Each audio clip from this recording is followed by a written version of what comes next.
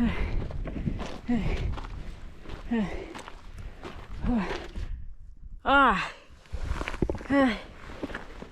God.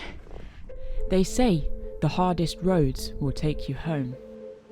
But what if that road is Europe's toughest trail? What if home is not a place, but a way of being that has learned the hard way? You know, it's insane to think we've got another 10 days of feeling this unsafe. The GR20 is brutal. 200 kilometres of relentless and often exposed terrain, sheer, jagged ridgelines, and punishing climbs that push you to your limits. It's a trail where storms roll in without warning, where fear can break you, and where every step is a test of resilience. I lost the trail. That is not nice. This is not nice at all. This is really, really hard. I walked this path alone, through sickness, exhaustion, and moments of doubt, through broken gear and broken spirits, through language and cultural barriers, and the quiet, sometimes deafening solitude of the wildly beautiful Corsican mountains.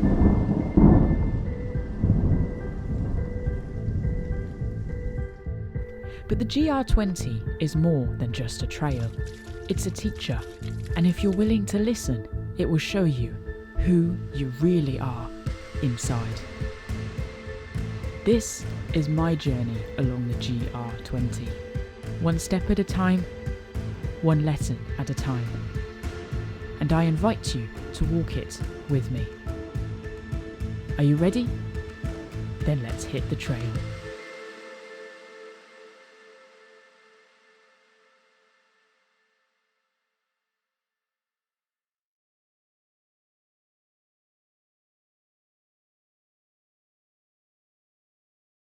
It is 3:30 a.m. I have been awake all night, and that can only mean one thing. We're heading out for a new adventure.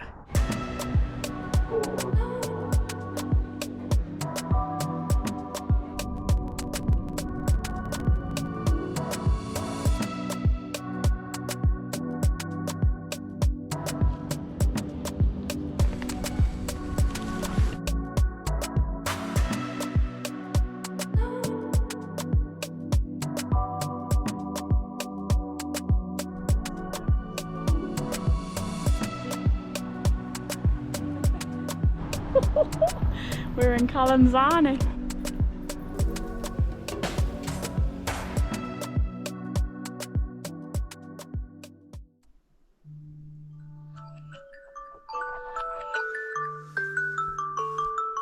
Au revoir. Bye.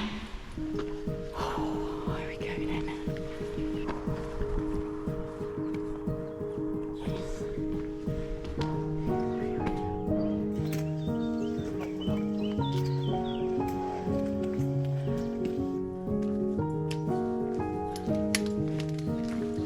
Today we're heading to this refuge up in the mountains, 6.5 hours. We've got at least 1,500 meters of ascent. The mission, show up and give 100%. So a big old fire blazed through here in 2019. Hence why everything is sort of regrowing waist height. And there's the red and white sign that's basically going to keep us safe, or en route anyway, for the next 2 weeks.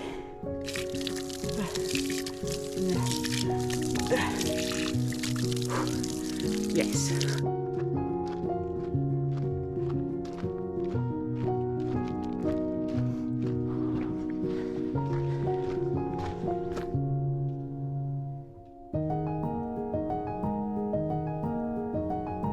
I'm just waiting for it, faithful.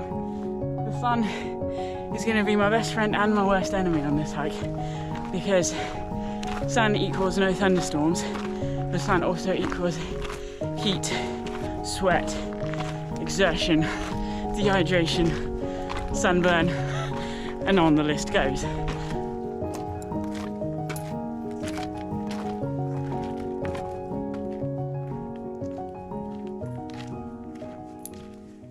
Why then am I here?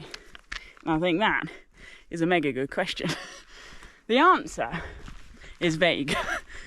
The reason why I'm here is I want to know what the hardest trail in Europe means. Part of what I want to do is showcase on the ground what that actually looks like, because I'm already experiencing the vibe from this trail in a sense of people seem pretty in the zone and like consumed, and that's cool, but I'm not here to conquer anything. I'm here to show up as I am. I'm not going to puff up and I'm not going to shrink down. I'm just going to be me and see if me and this trail can get along for a couple of weeks.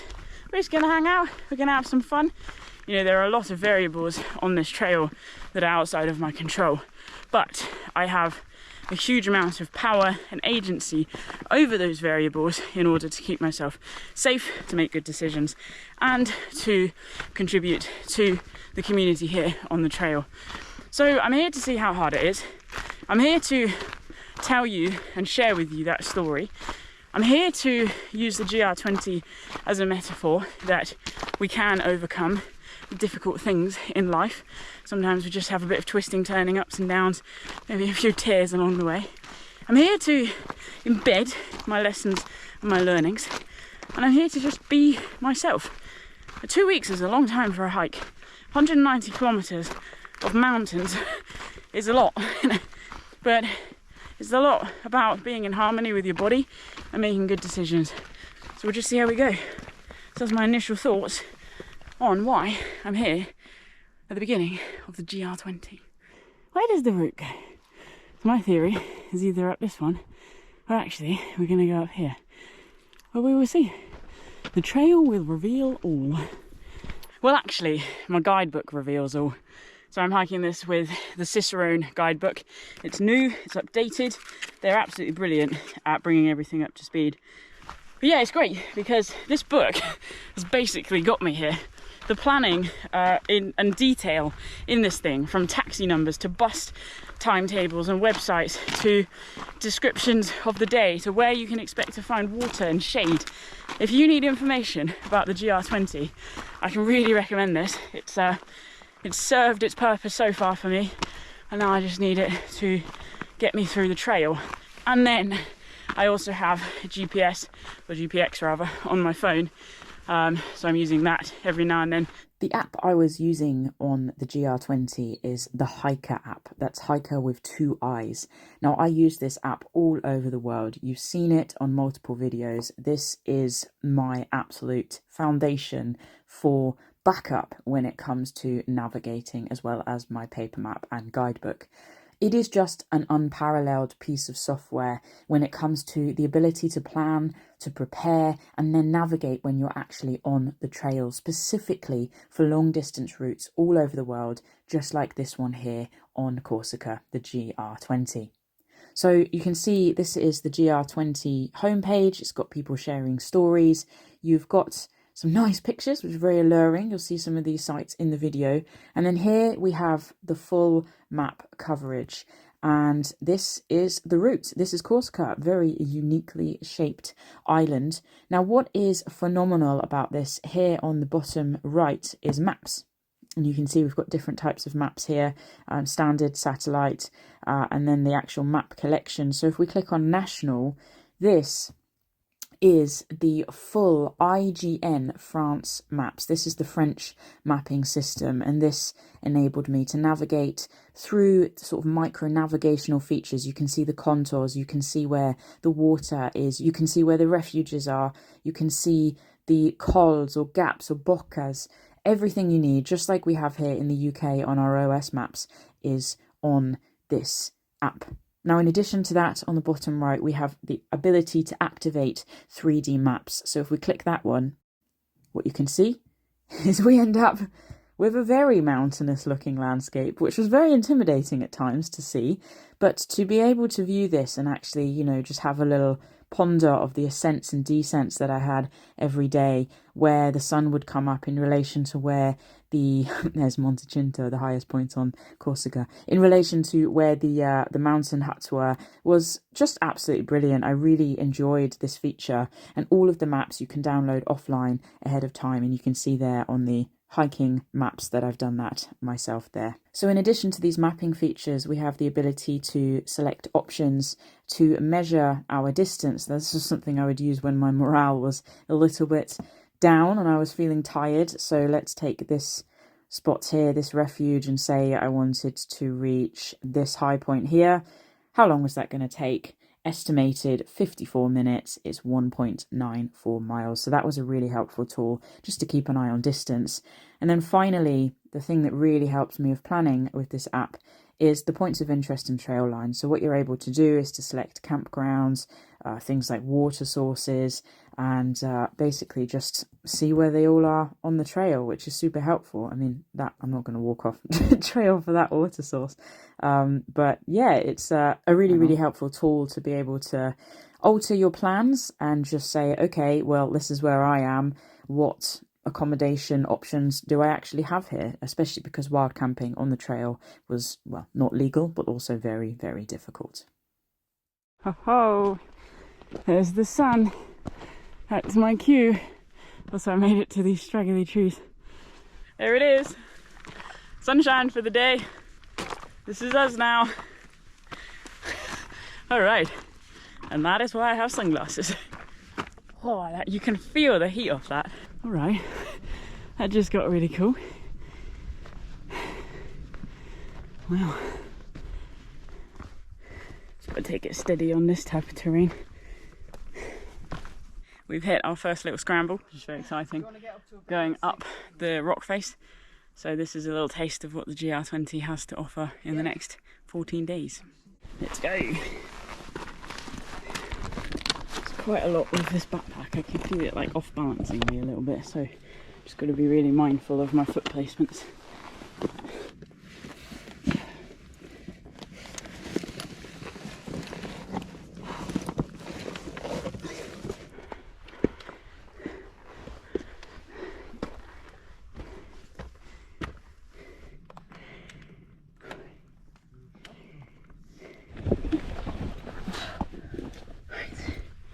Good. Another little bit done.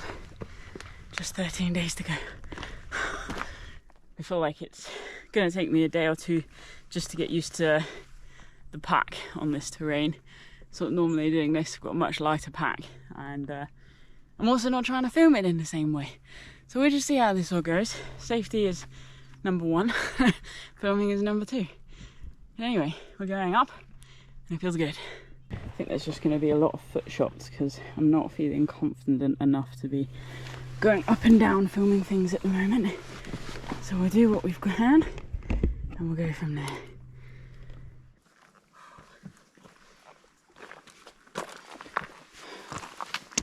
How's this for technique? Sometimes a bomb shuffle is the best foot forward. Made it, didn't I? Right, so amongst all of this, let's not lose sight of the amazing scenery that's opening up. Really quite something, this. Yeah, it's just a lot of people around, which is quite nice. But it's not necessarily that friendly vibe that I'm used to. It's sort of just people walking up your butt crack and then barely acknowledging you when they walk past. And then people are racing around each other, which is so dangerous. Like, one rock slips here. That's not good. People should be on a path, not above and below each other. So my first aid head is ringing alarm bells right now.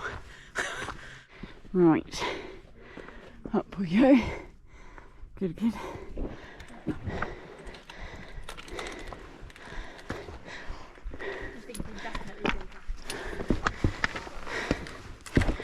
Cool. Now a bit of abseiling. Casual. With a massive pack. Oh, with a massive pack. Did I just split my trousers? You know, every step is a puzzle. Just taking the path of least resistance and least exposure. So therefore, the safest route. so sweaty.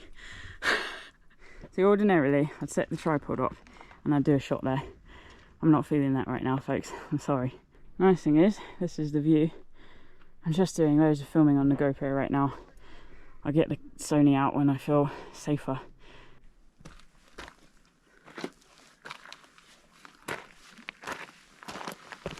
Pretty much always need to have one of the white and red marks in sight, because if you can't see one, you've probably gone off a couple of times. It's been like, oh, which way is it? So as much as you're looking down, you also need to look up as well. Alright, we emerged at the only flat piece of ground on Corsica. Look at this, people. Oh, really working on this vibe.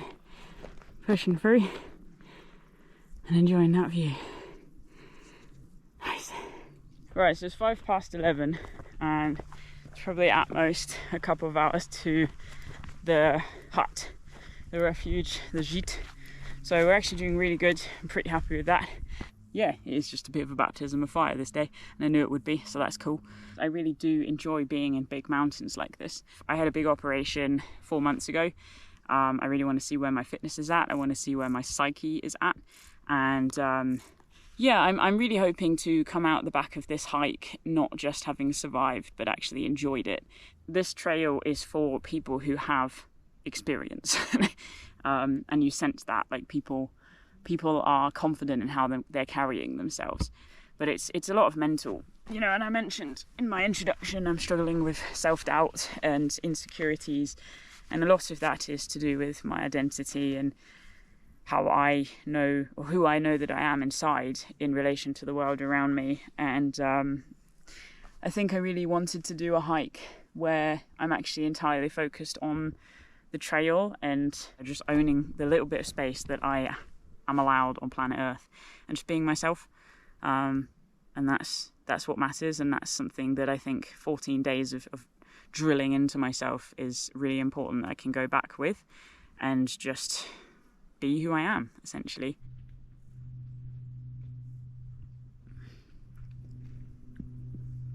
Okay, this is the best thing ever, and it's so random. Before I head off, I wanted to show you I have a coffee bag. I'm going to put it into my best flask ever, saying nature doesn't judge. Love is love, kids. And just drink coffee water.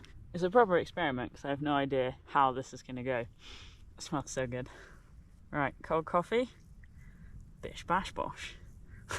Right, coffee bag. Had a drink. Let's go. That was a needed break, actually.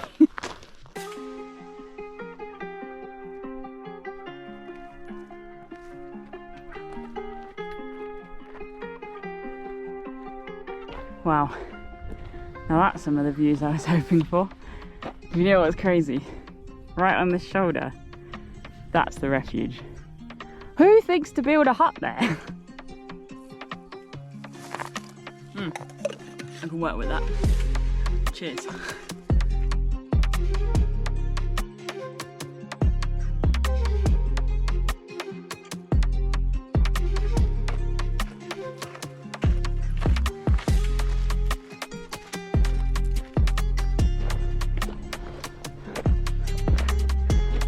Alright then, folks, we've made it to the hut.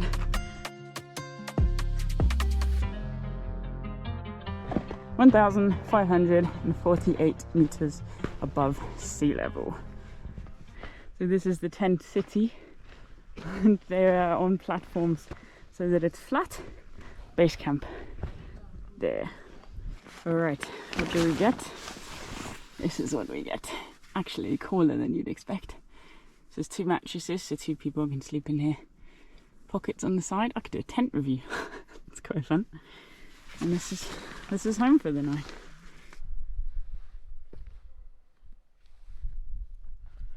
I have a hitchhiker.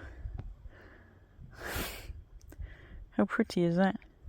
It's me and my new friend. Go on.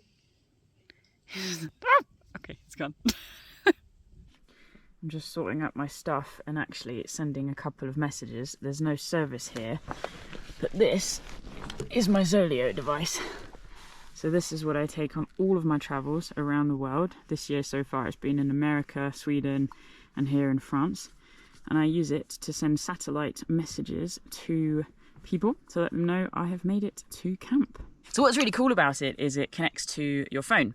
So you can message anyone in your contacts list, but you can also message people who are pre-set up via the computer. So you don't have to use your phone, you can just press buttons on the Zoleo. There's SOS, and then there's like a check-in button which you can press. You can also set the Zoleo so it's sending out messages at a pre-agreed amount of time, sort of every 10 minutes or longer, so that people can track your progress, which is super cool. But no, for me it's been revolutionary being able to message at the end of every day, just letting people know that yeah, I'm still alive, I'm on track, everything is all good. You can also check the weather. It's just great. There's so many different features to this product, and as I say, for me it's been game changing. So just sending some messages and then we'll go wash up, and that's that. Here we are then. This is the spring, the water source. I need to filter the best part of 4 litres now from this, because rumour has it people are getting quite sick on this hike.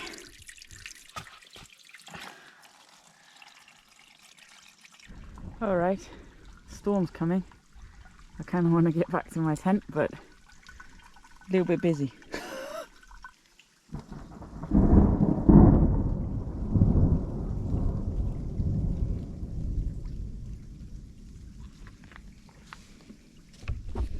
Let's get this done sooner rather than later. Maybe I'll cut the 2 litre one short. Oh yeah, look what's moved in. Gosh, that was remarkably quick. You go from blue skies to this. That's dense.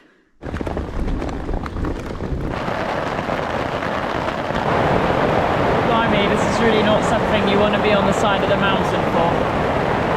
This is what we have to avoid, people. Storms like this. There's thunder overhead. I don't even want to think about the lightning. I'm actually emergency packing my rucksack, because this is not my tent. I don't know how this thing goes. So far so good. Just don't want to be caught out in this. These storms are real, they're no joke.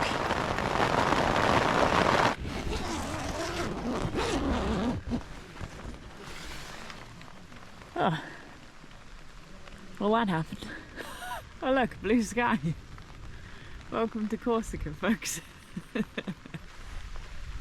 just feeling really confused right now. Now there's a stream. We have a water source. Everyone's drying out their stuff after that rain. I think some of the pictures got flooded, but the sun's back now, so we're good.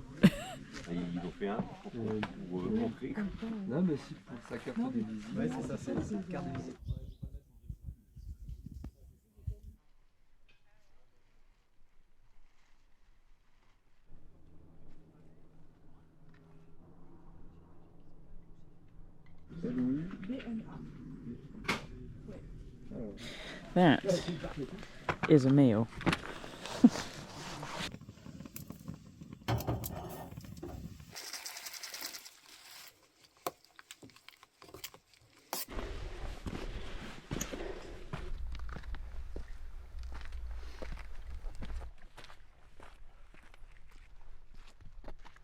Good morning, wonderful people.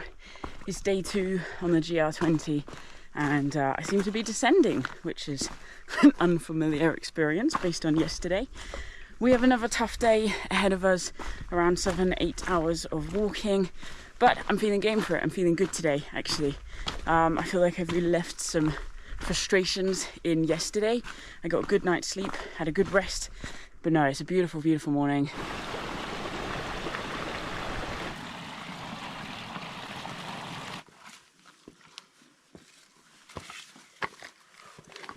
Right, I'm flag hunting. It's not the clearest stretch of trail. This is honestly so fantastic. I'm really, really enjoying it. I think what's most humorous to me is I'm not a sheep, I never have been, and there's obviously a lot of people around, like a train of people actually, and people sort of follow each other, and then I look up and go, well, there's an easier way around that. So then I just walk the easier way, and it's like, yeah, that was fine. And then I'm just like saving a lot more energy. It's quite fun. There's a tiny blue flower. Oh, look at it. I love blue flower. You're so beautiful. Wow, look at that. The water has literally made a hole in the rock. And it's coming through the rock from up here. That is bonkers. Isn't the water incredible?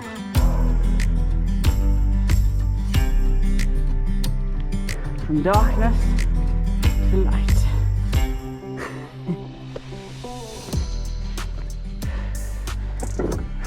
Whoa, rumbly. They're not always stable, that's for sure. Next time I have to keep such a close eye on the signs as well. Look at this. Whoa! Yeah, I like this. I like this a lot.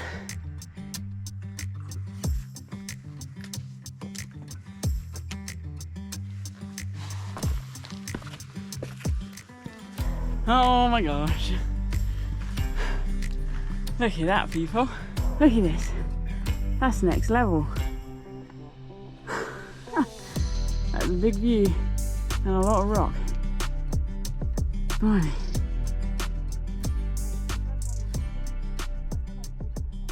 Right, so now that we've reached this point, we can see that basically we're going up here to around about here, and then we cut across. Alright, let's go. Slow and steady. I don't need to end up back down there, do I? I love how it says it starts easy. Yeah, about that. Yeah, sure. Sure it does. Starts easy. What even is easy?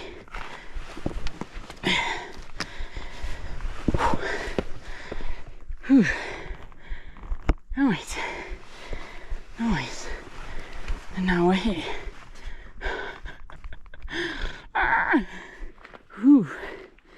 That was interesting. I think we got a lot more of that to come. Here we go. Isn't that stunning? Just breathtaking. Wow.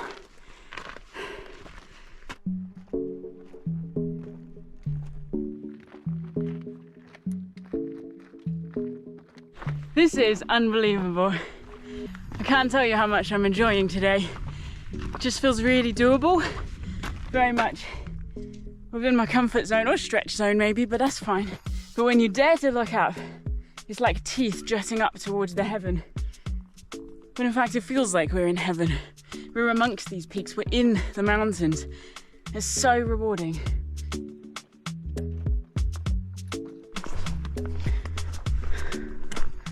Oh, that looks interesting. Oh dear. Hang on, I want to up climb. Is there an easier way? Because that's not nice at all. Let's check this way. Yeah, that's a nicer way. See, if in doubt, scout things out, you know? No rush. See this? I can bum slide. I like a bum slide. Whee! That's fun. Better a slightly grazed bottom than a smashed in face. That's what we just came down. You see I took the left route rather than the right. They're both a bit nasty actually, but still nasty. And then much to my dismay actually, we're going to be going down here. Do the GR20, they said. It'll be fun, they said.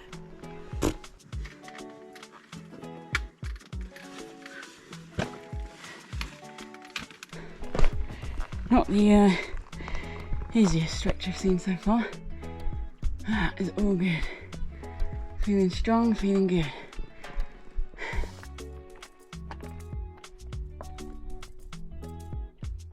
These lovely folks have just pointed out even though the route comes from there, it actually goes back up, so it's like a U-turn. That's my granddad. Grateful to have bumped into them. Alright, back up then. Okay, we left. That was a bit of a tight squeeze, so I came up the rock wall instead. As you do. Ah, spectacular. Look at this, people. Epic. Ah.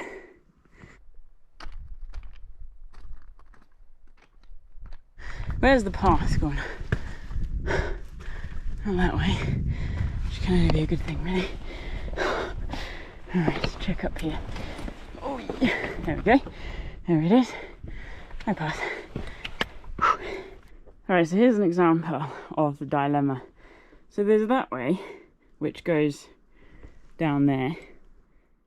And then there's this way, which goes up and then across. So you've got a shorter bit of exposure.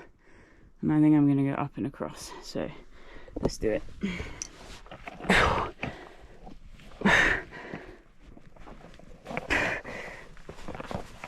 Good job. We're safe. Whew. Lovely job. All in the name of I don't know what. Okay. We made it to somewhere because somewhere has a sign. Bocca Avatolli, 1,898 meters above sea level. Ah, yeah. It's sort of extra special right now as well because there isn't really anyone around. People have zoomed on, or I've zoomed on, left them behind. So it just feels like a totally different experience to yesterday. I'm really relishing it. I'm enjoying it. The like hyper focus of make sure you can always see a white red sign and just weave your way slowly. It's fun. Yeah, it's really fun.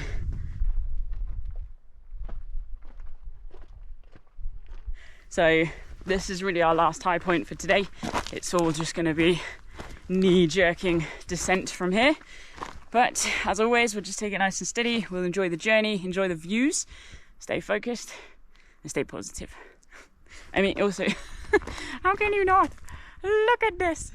Nature is amazing. Okay, nature is less amazing. We're going up there. I won't lie, that is actually a bit scary. Some of these are so exposed. It's just like, right, you have to really trust. Just, never mind. I need to think now. Oh, it's like Mont Blanc all over again. But it's not snowing, and we're not at the same altitude. But I'm also not roped in, and I have a big, heavy rucksack. Just come from down there. My heart is pounding. Feels good to be alive.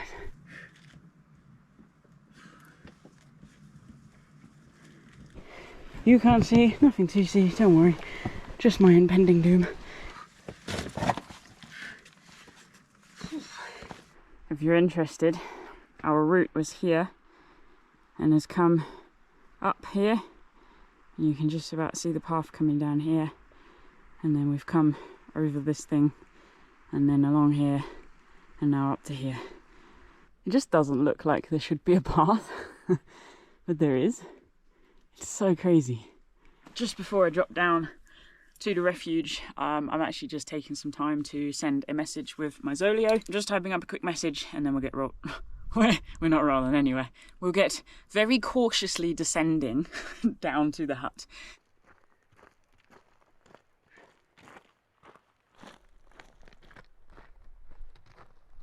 God, these blue rocks are really slippy. Oh crap. This is uncomfortable, but you know, didn't come to the GR20 to be comfortable, did we now? Like, we're actually walking. I didn't know this trail had sections where you can just walk. What a luxury. I'm for a party.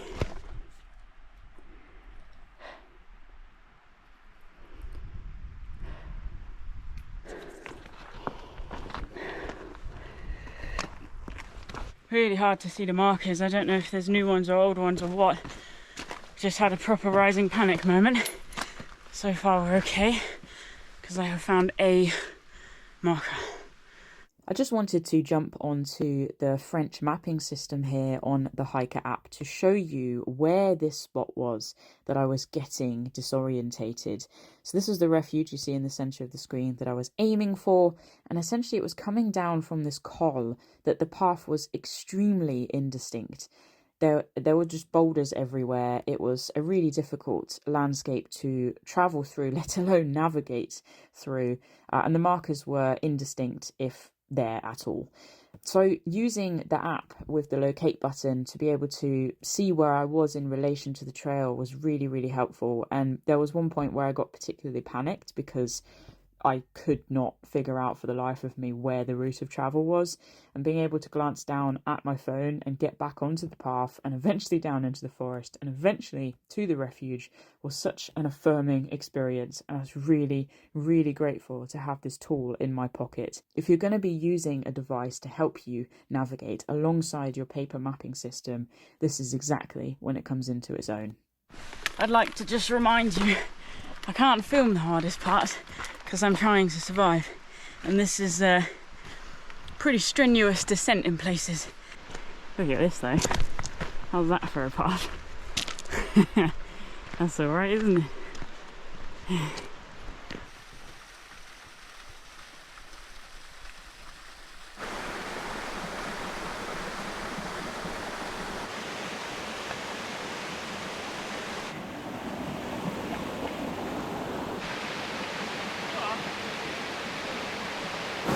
Whew. Oh, how's that? Oh yeah.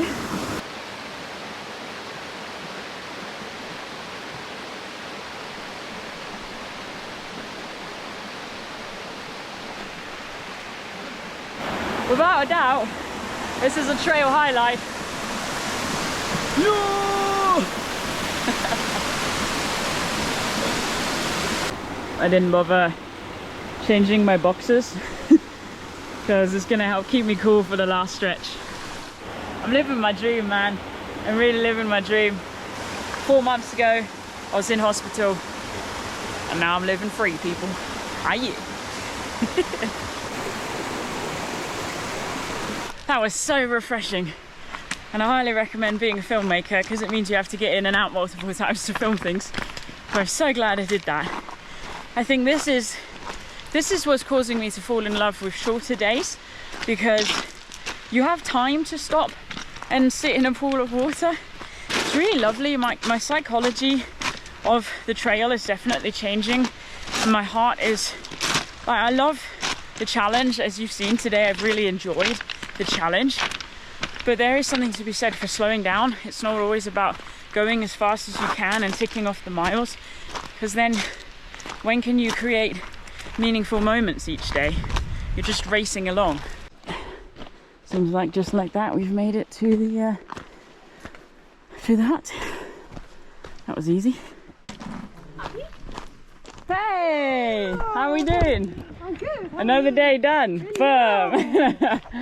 Good stuff. So I bought some almond things and some apricots for breakfast, so that'll do good for me. And now I can pick any tent I want. I think I like the idea of being king in the castle. Same as yesterday. Doesn't seem to have a hole in it, which some people have said is a thing. And then I'm like up here away from camp, which is quite cool. I think I like this. I just have to navigate this to get anywhere. Happy days. Pretty idyllic here, I have to say. And currently, no sign of a thunderstorm either, which is quite nice, because this time yesterday it was brewing. Oh, there's a cloud. I actually have 2 oranges, which I'm carrying too. So I'm gonna eat one of those now. Oh, that smells so good. That's just a happy place that is. It's day 4, essentially, I will need to start to resupply from. And then for breakfast, I said earlier, I've just bought these. I don't know what they are. Almond crunchy munchy things made in Corsica. And even though it's €4, I've got a whole bunch of dried apricots here. So I will inhale those, and that's a good calorie-rich breakfast with some nice sugars. 100 grams is 526 calories. This whole thing weighs 300 grams. So if I was disciplined, I could split that up make that probably 2 breakfasts, but I also might need a snack now. Okay, thanks.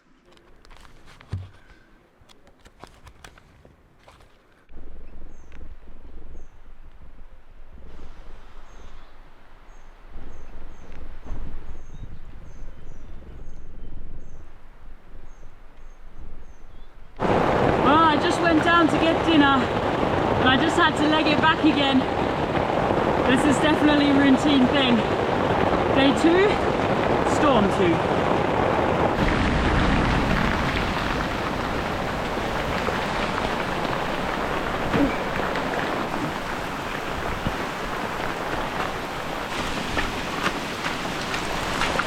Come to Corsica, they said.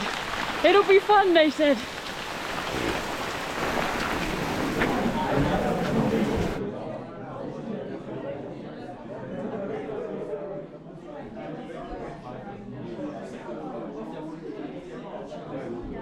I can't even tell you how nervous I'm feeling about some of these days coming up. I have some really long ones. And Monday, we just got word, is a catastrophic weather day. So we've got tomorrow, which is Saturday, next day, which is Sunday, and then we have Monday, a catastrophic weather day. What do you even do? Look, this is normal, and there's now a lake. This is not catastrophic weather. So what's Monday gonna bring? I do not know. There's a river going underneath these people's tents. This is ridiculous. Look at this. Our tranquil campsite is now, I don't know what it is. Sadly, I left my clothes out. Maybe the rain will stop and they can dry. Oh dear. Oh, and there's a waterfall up there now.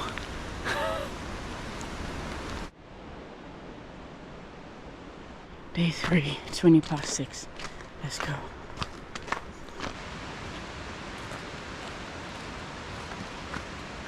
Good morning, folks. It's day 3 and I think it's just about light enough that you can see me now. It's 6:30 a.m. and we are heading down to a suspension bridge. We've got a tricky day ahead of us yet again. We're covering 3 miles. Estimated time, 6+ hours. If that doesn't tell you how difficult this terrain is, I don't know what does. Let's get going. Whoa, that is slippy. Jeez. Alright, this is the suspension bridge we've been told is very wobbly. So the plan is to just get across. Nice setting, no? Oh jeez, that is wobbly.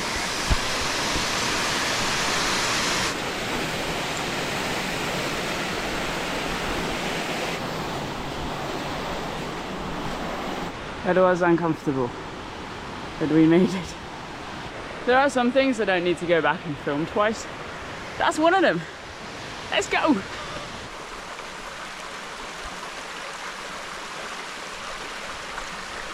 So what was really frustrating and delayed me this morning is the water has gone off went off at camp. And what that meant is a long trudge down through the forest to try and find the rapids. And I couldn't find them initially. It took me three attempts.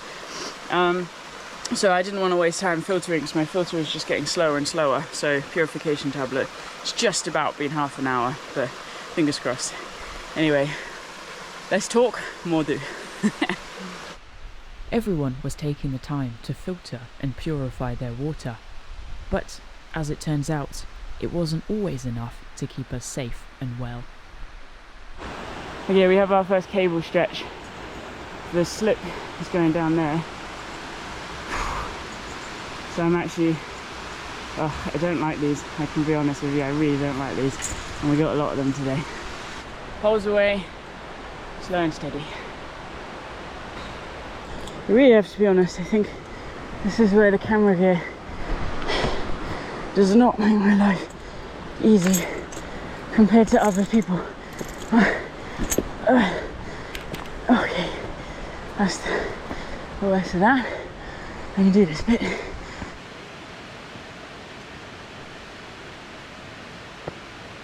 You know, this is one of my goals with this video, is so much of the content out there is like, oh yeah, it's the GR20, of course it's hard. But what does hard mean? And you know, there are people here who are pushing themselves, and that is really commendable. It's not just a walk in the park. It's not, well, it kind of is a good national park, but it's not just a breeze for all of us. This is hard, and I really want to emphasize that it's okay if it's hard, so long as you're within your safe limits. It's okay, just keep going. One foot after the other, breathe. Look at this exposure. All right, come on then, folks. Trust your footing. It's all about how you carry yourself, but just carefully.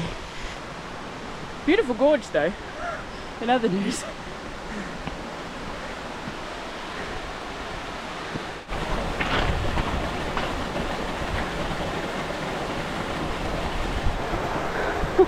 Well, let's just walk up a waterfall now to add to the list of extremes on this hike. Here comes the sun, dee dee dee. Here comes the sun. I say it's alright. Dee dee dee dee dee dee dee dee. Good spirits, people. Good spirits. I'm waking up, warming up, and I feel like we got this now. I think for me it really is the bits of exposure that I don't enjoy. I think in a way the cables make me more nervous because your instinct is to go for them, and then that pulls you off balance from how you would normally carry yourself. But yeah, so far so good. Glad to have left some of that behind. Anxious to approach up a bit. Gotta do what we gotta do, kids.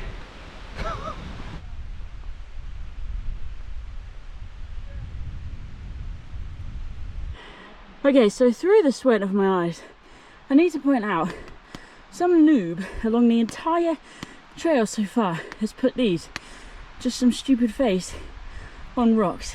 I can't get my head around that. A, how you'd be on this terrain and actually think about, oh, I'm going to draw a smiley face with X eyes, but also why you would draw a smiley face with X eyes and deface the environment that we're really out to enjoy. It's dare I say mildly psychotic. It's stupid, grumpy. I like nature.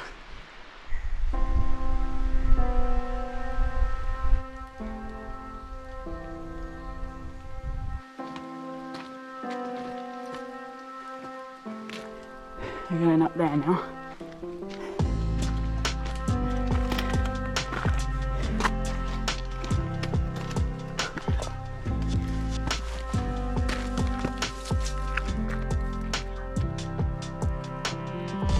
That looks airy, doesn't it? What have we got here? Boom! View! Woohoo! That's what it's all for, people. 1,980 meters. Bish bash bosh. Oh, and that's the peak, isn't it? People come up here to climb that. It's absolutely brilliant when you emerge at a gap like this to views like this. You know, in one way it really is why we bother doing this trail in the first place, as gnarly and sketchy as it is, because who else gets to experience this awe? You just can't without the hard work, and the hard work in itself makes it extra special. It's brilliant.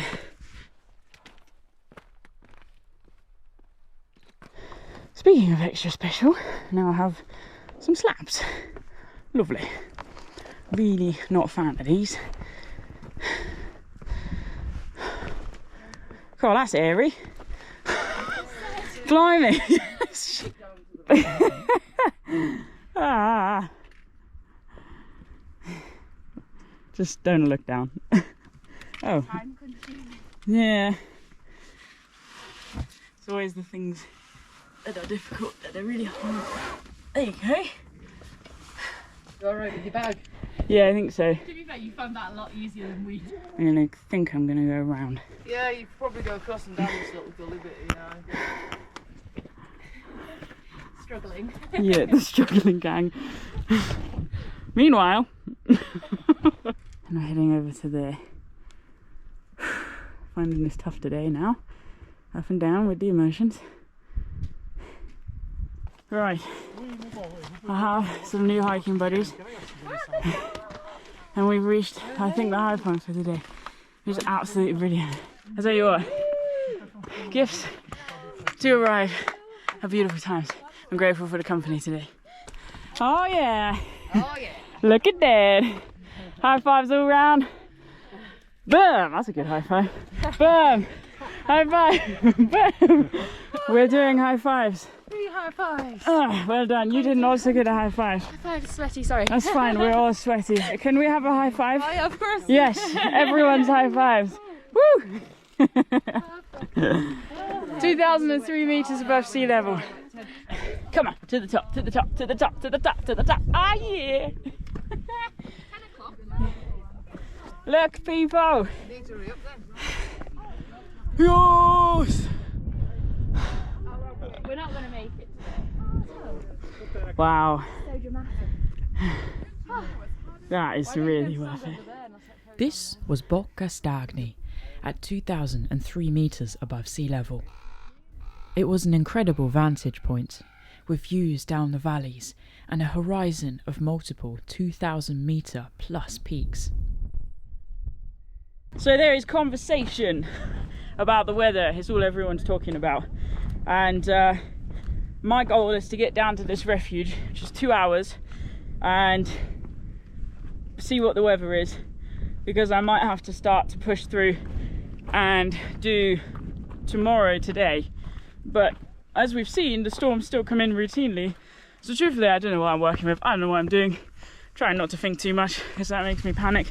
Just take one step and focus on this descent, because it's supposed to be pretty gnarly. Nothing's easy on this hike, remember? Case in point. Right then. The refuge is just down there. See, my girlfriend would paraglide and she'd land in the restaurant and have a pizza put in front of her, just like that. Not me. So the guidebook warns that the paths can be hard to follow here. So the path is there and my hiking friend is there. So yeah, down the gully we have to go. Exactly. That is not nice. This is not nice at all. En fait, le problème c'est que j'ai pas de. Plus sur ta main gauche, plus bas, non? That's it. That's the worst of it. That's it. Voilà, c'est bon.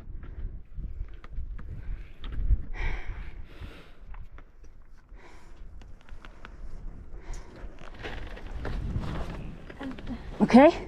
Merci. Okay, that should help. Okay. And then here, maybe? Yes. Okay.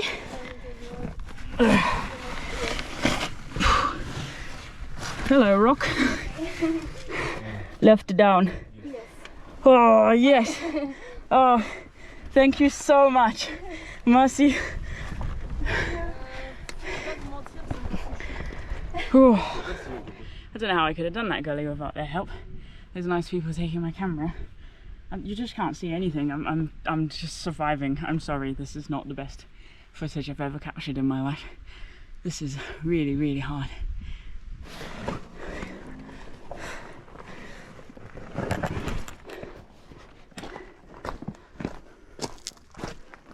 And you have stretches like this, which are the easy bit. It's insane.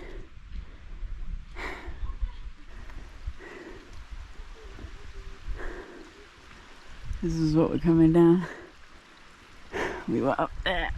Well, this looks a bit easier. Can take this. No problem. Alright, we're in the forest. It's got so much easier. Actually enjoying this walking. It's kind of what I'm used to because it's walking, not climbing.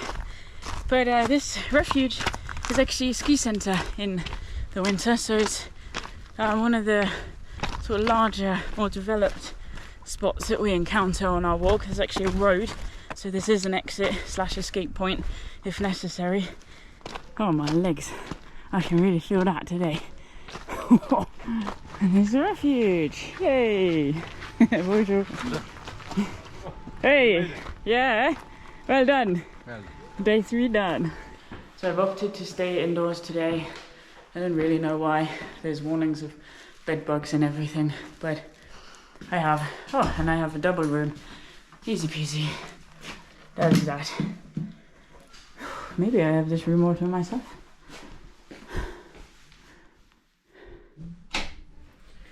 Look at this, people, we actually have power. It's actually working, because just because there's a socket doesn't mean there's power. So I'm going to make sure everything is full again. I've got power banks to charge. Happy days. Jeez, next level. So I've come down to the like communal hall bit. You can see how early it is. There's even a microwave, people. What is that?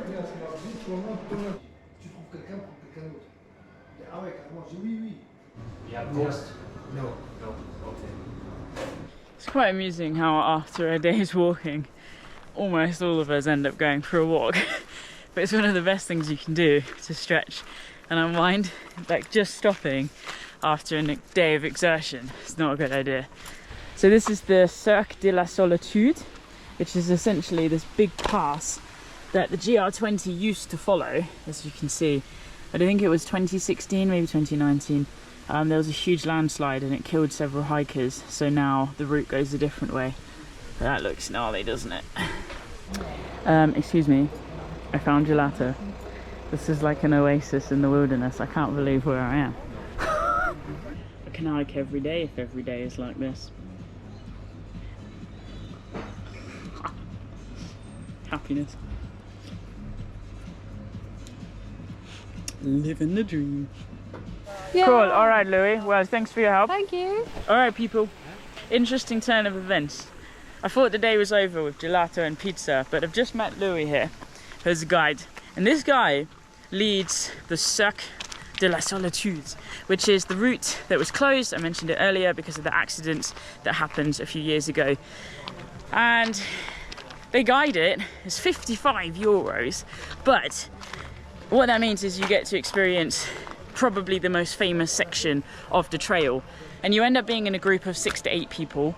You go at their pace, there's designated stopping points, but you actually get to experience slightly more technical terrain, which I'm really quite curious about, because I think it could be a really nice opportunity to learn some new techniques, learn from a guide who's grown up here as a Corsican person about carrying my bag in this terrain. So I'm really tempted. I'm going to think over pizza, but I'm leaning towards doing it, which is not what I expected from myself at all. Because normally it's like, I'll be alone. But I think after today and just a few of my like adrenaline wobbles, I don't mind the idea of learning and building my confidence through a guide. That's what guides are for. That's what I do. It's empowering, it's brilliant, and it's a good opportunity. Bon appetit.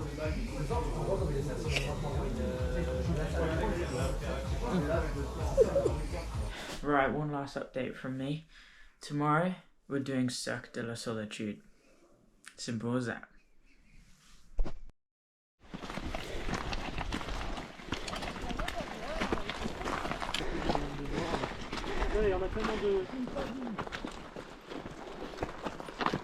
Hey, we can see. So the sun is coming up. Pace has been really good so far. I'm just gonna say, probably TMI. My gosh, do I have an upset tummy today. So we just had a quick break. I just legged it into a bush. So it could be an interesting day. Let's see how we go. The walk towards the Cercle was breathtaking and actually fairly easy going. The mood was light too, but as the terrain steepened and poles were put away, conversation was replaced for concentration.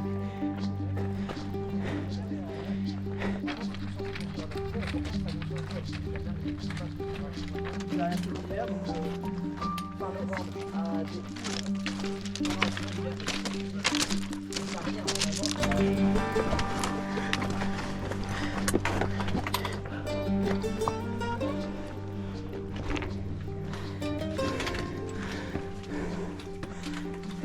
Okay, looks like we're making a little break here before we start the Cercle.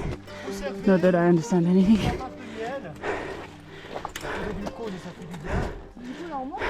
Là, on va descendre et après monter. Voilà. C'est pour ça que la boisson, je peux pas. Oui. Hey, super, merci. Salut. Salut. Salut. Are we ready? Yeah. Yeah, come on. Okay, this is it. I won't lie. I'm feeling it now. We have to go all the way down. Step by step. Là-bas, on va passer là-bas, ça paraît très difficile.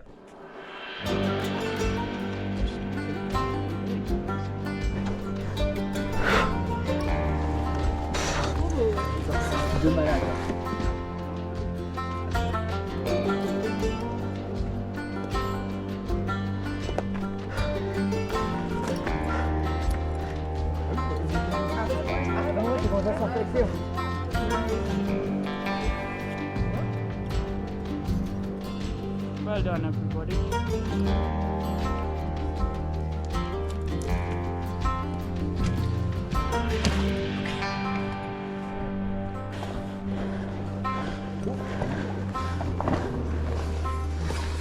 Perfect. Merci beaucoup. Whoa, rucksack.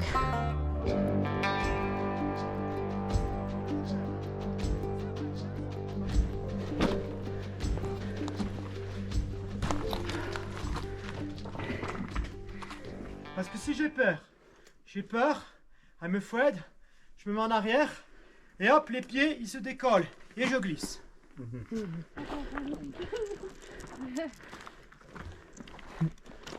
What do you think On est des stars. so far? It's good. Okay, great. Just great. This is B from London. Say hi, B from London. Hello everybody and take the challenges. It's worth it. Yeah, there you go. Good advice. Stay wild. Oh yeah! I'm not loving filming this on my phone, but it's impossible to change lenses here. So we've just come down this. You came across, and then we've cut down, and then we came down this gully, and we've come across. And now we begin our ascent, so we're going up.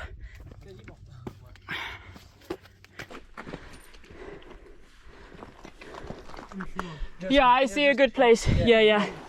No problem.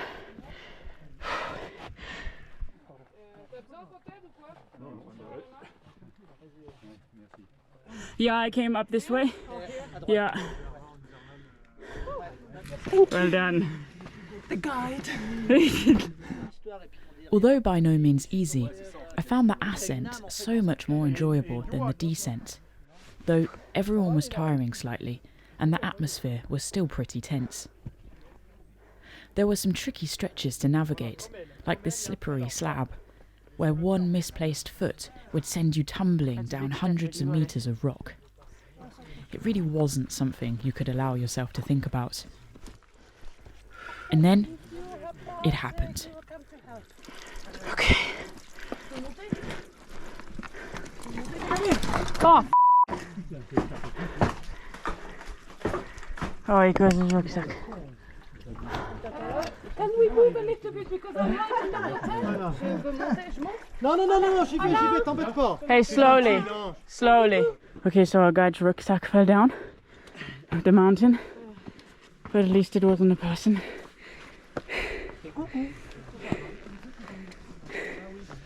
Anna, our guide, now had the tricky task of down climbing to where his bag had landed, spewing kit everywhere along the fall. I felt his hesitancy put our task into perspective. Plus, he had generously spent the descent volunteering stories of people he knew who had lost their lives here. So, well, actually, I'm not sure what to say to that. Look, you can see the markers. This is genuinely the way. I can tell you categorically this route would be out of my remit without a guide. No questions asked.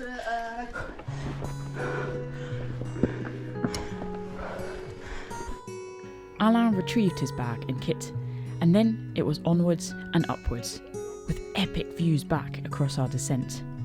It looked insane. I couldn't believe we'd just come down that. No chance. B, how did you get up this bit?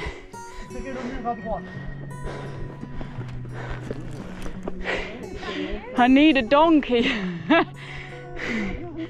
I'm really, really happy that I'm here. I really recommend doing this, but with a guide. I think it's a great opportunity to see somewhere completely spectacular. Corsican tea? Chim. Oh, thyme. Vous avez du thym, sorry. Yeah. Vous avez du thym corse, qu'on appelle l'arbre baronne. It smells nice here.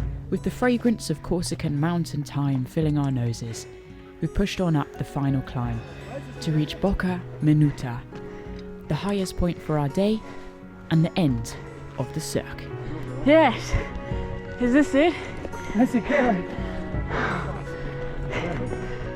That was incredible. So we're at 2,218 meters above sea level. Not bad at all. Hiking. With one final look back over the cirque and a nod in gratitude for our safe passing, we turned south and trekked on towards refuge to get to.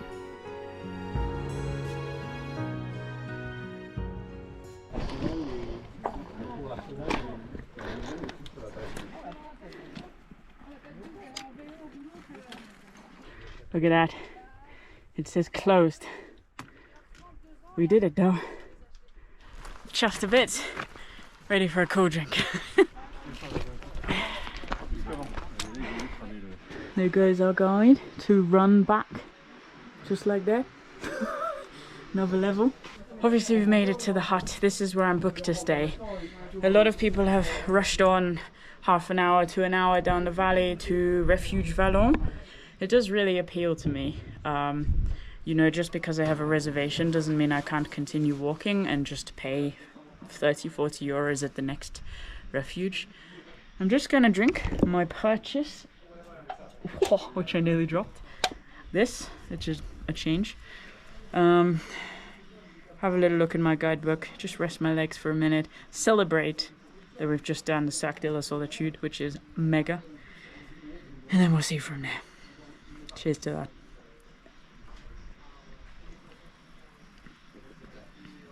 Oh, sorry. I'm really not used to fizzy drinks. Alright, goodbye to the refuge, goodbye to the Sac. Back onto the main GR20 route. And actually, dare I say it, I think that's the worst of the trail behind us. Still some more technical bits done, but what an amazing, amazing experience to have done the Sac de la Solitude. I'm chuffed to bits with that.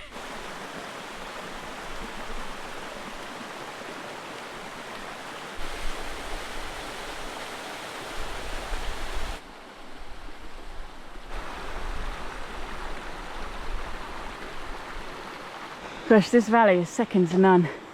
There's the pass up there, the hut, and then there's just this waterfall, and or this river anyway, and it's got these beautiful pools the whole way down.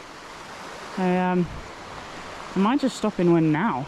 I think the reality is when you're questioning whether you should or shouldn't go in the water, the answer is almost always you should. So let's go.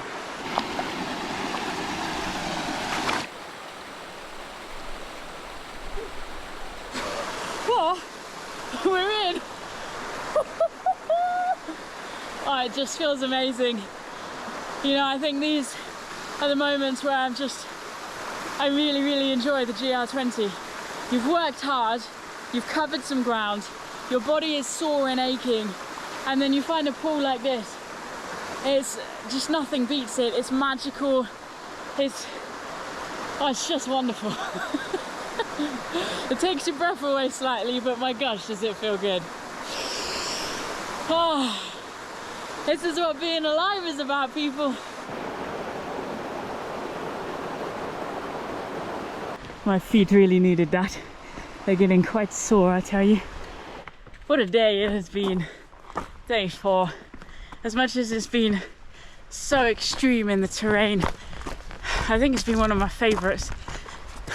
The joy in human-powered adventure, and just the smile is really radiating right from the core of my soul. Actually, I feel good. I feel really good. How can you not feel on top of the world when you're in this environment? Look at it.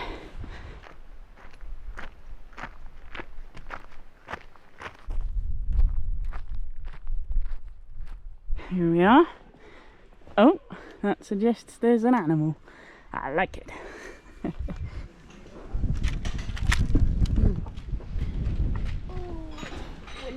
It's still windy, is it?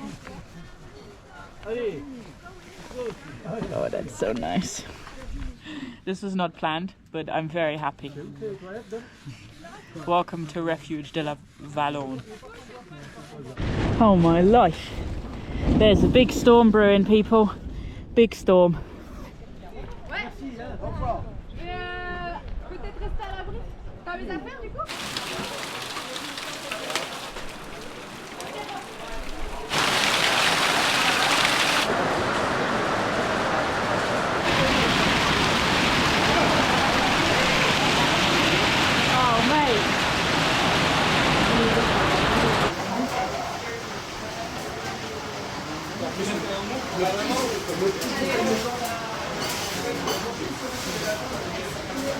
Première fois, hein.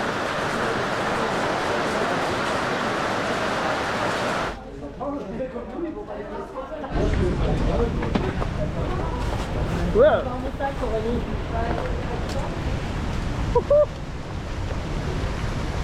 Wow. Oh, the cloud. Oh, sorry. What? That's insane. The tent has been washed away. Oh my gosh. I can't believe that. That is absolutely ridiculous. This is what the storm has caused, folks. These are not to be messed with. Frick. This is the power of nature, you know, it's just absurd. It's absurd. I can't comprehend what I'm seeing. It's scary. And this is the GR20. Oh no, and there's people. That's the trail. They're stuck. I think that's really what's got me about this, is like the helplessness of it. Knowing that people are out in those conditions, you know, the temperature dropped severely.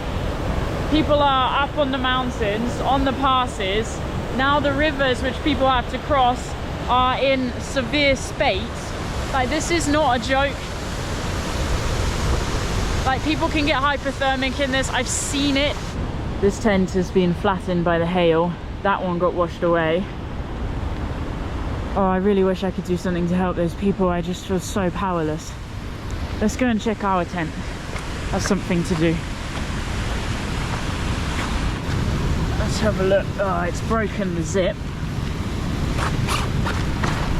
Yeah, we're flooded. Not badly, but we are flooded.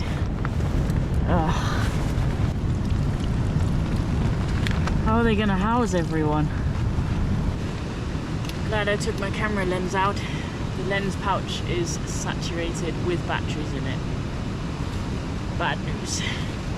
You know, it's insane to think we've got another 10 days of feeling this unsafe. You're unsafe on the terrain, you're unsafe in the weather, then you're unsafe because you're given a tent that leaks, and everything you own, your lifeline, your sleeping bag, your insulating layers, your technology is at risk. And then just the people in the huts just don't seem to care.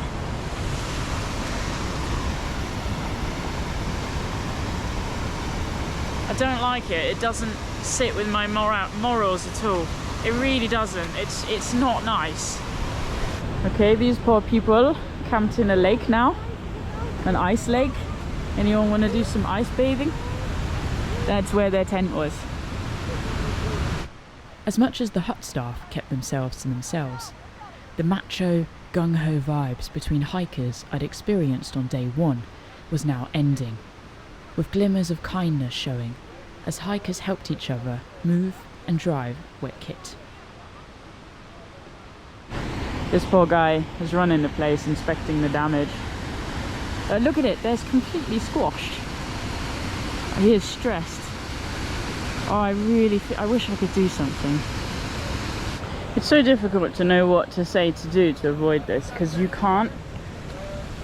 You know, like, you can hire their tents and then this happens. You can bring your own tent and then you're in a flood.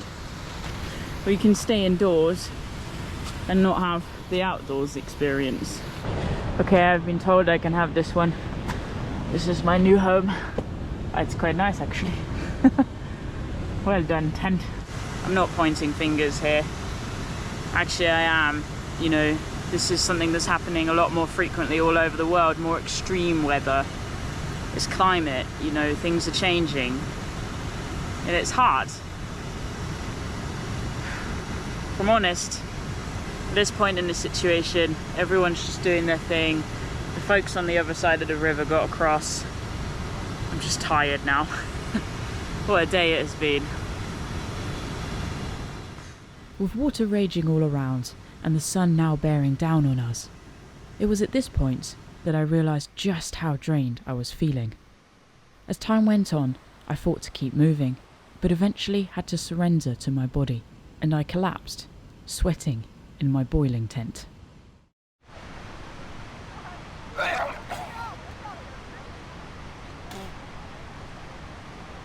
I've just been sick. And thankfully, B was nearby.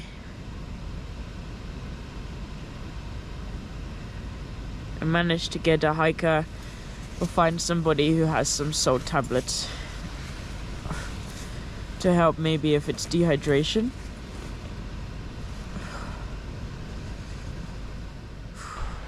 Alright, good morning everybody. It's a new day. I'm still at camp.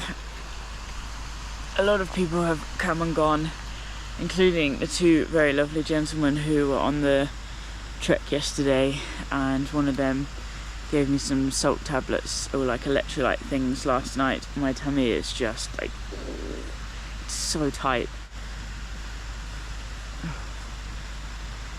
Let's just say we're taking an off day, so I'm not gonna stop properly but walk off route to get a bus or a taxi to Hotel Castel, which is in the best case situation where I would have ended up today anyway. And then I can be somewhere where I can drink water that I don't have to filter it.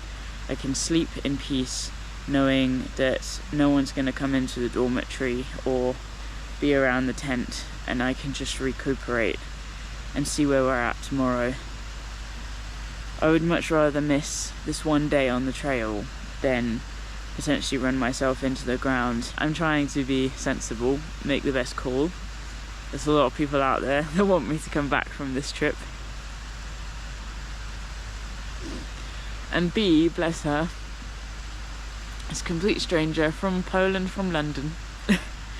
Is going to walk with me today, help me call the taxi. She speaks much better French than I do. And then she'll just carry on from there. Freaking legend. It always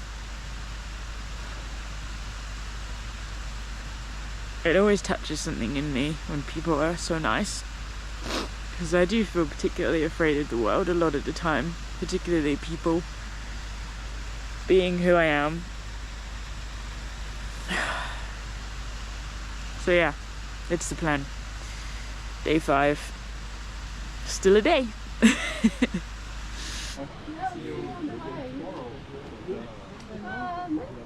Maybe the next one. Yeah, maybe not tonight, but maybe. Using the Cicerone guidebook alongside the hiker app on my phone, we were able to navigate down to Albertas via a track. Oddly, we were not alone, as several other hikers who were injured or just had enough were also aborting the trail here. Cover in the rock. We saw 3 people. That was you Yes. and the 2 others. Exactly. And the storm Yeah. come. With nothing really to rush for, we kept stopping so that I could shake off my dizziness and work through stomach cramps. Then, sitting on the side of a road, this happened. A free ride to the bus. Okay, apparently we're hitchhiking now. Let's go, let's go. Oh. That was so unexpected. Oh. Merci beaucoup. Merci beaucoup. Soit Albertach ou Cast. Ça, faut qu'à faire, au moins vous le loupez pas. Hein. On va essayer de voir. Merci, au revoir. Oh, nice people.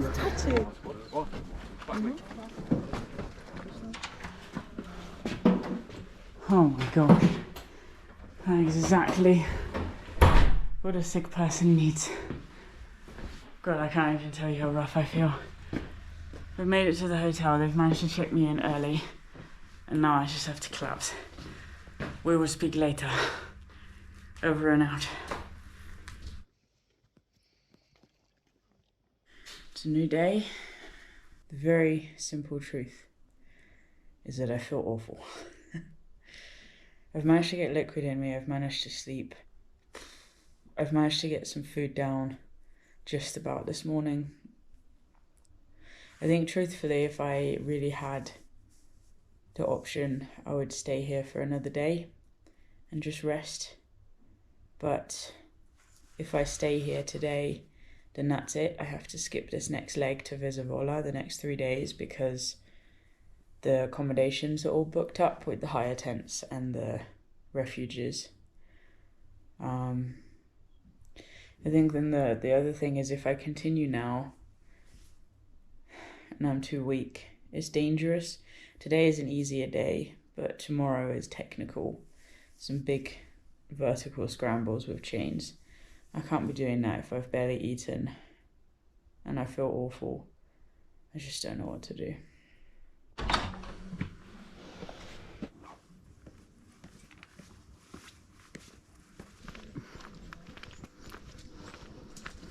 Here we go then, people. Day 6. Earphones are in for the first time. The sun is shining. This is what I'm built for. Let's do it. Of course, I was only ever going to try. The sun was shining, the forest filled with life, and the trail stretched out ahead of me. This was my happy place. No matter how my body felt, my spirit wanted to hike. So, hike I did.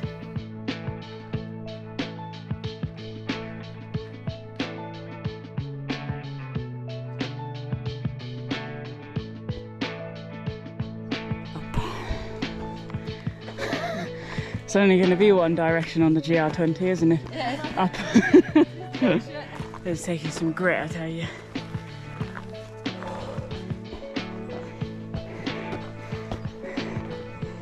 Okay, we've made it to some cold thing. Just zero energy today. Quite frustrating.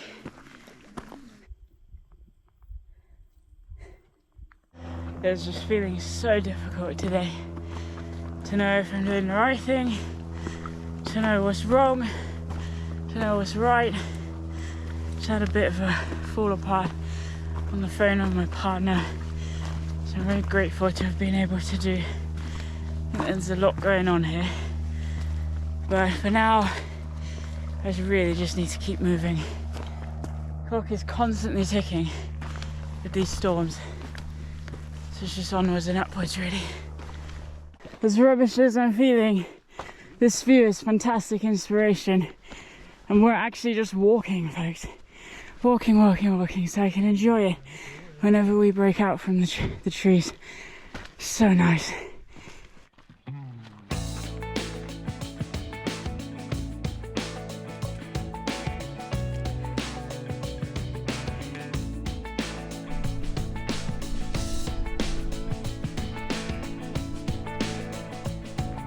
This is so different to everything so far. It's just a little bit more rolling. I think I've said it before, maybe not. I'm just so grateful today is an easier day underfoot, because obviously it's harder for different reasons. Oh, I mean, my heart is pounding unusually fast, but I really am grateful to be out. I'm grateful for this scenery. Wow, look at that. There's the lake, the first lake really on the trail. That's incredible. This was Lago de Nino, surrounded by fairy tale-like posines, short-cropped grass that grow naturally like this. The lake is typically frozen for almost half the year, but in the height of summer, it proves to be a magical place. Hey, beautiful cow, you're so pretty. You're so pretty. Sorry, I don't mean to scare you, or bother you rather. People, I've managed to eat half a banana. Just. It's still sitting here. I don't really know what I'm feeling at this stage. I'm feeling really positive, really happy to be out, really happy to be out. It's been a real pleasure to just have had this stretch today, and now to have found this running water. I was hoping I could drink it, but there's cows everywhere and I don't think it's even good to filter. I'm actually really not looking forward to getting to the refuge. I think I'm starting to realise I'm not finding them to be hugely positive places. I'm finding them very unhygienic, quite chaotic places. I think my sickness the other night has just led me to feel quite distrustful of them. There's bed bug warnings everywhere, there's no soap, there's no loo roll, the water stops, so everyone has to go and crap in the bushes around camp from the sort of where the water comes from that we have to drink. Then you have the storms and the tents don't hold. Like, they're almost like they're supposed to be the little oases, but I just don't find them as that. But I think that's also a frame of mind I'm just gonna have to work through because we've still got a jolly long way to go. So yeah, one step at a time as always. Happy to be here, slowly does it, and just keep plodding.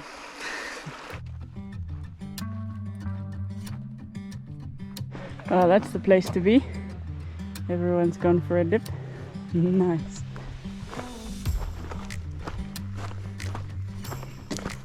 We've made it to the first refuge, and Manganu is just up the valley. Look at this setting. Just doesn't get much better than this, does it?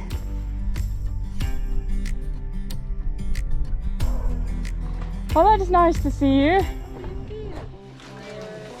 Next one is for reservation. Oh, good. Afterward.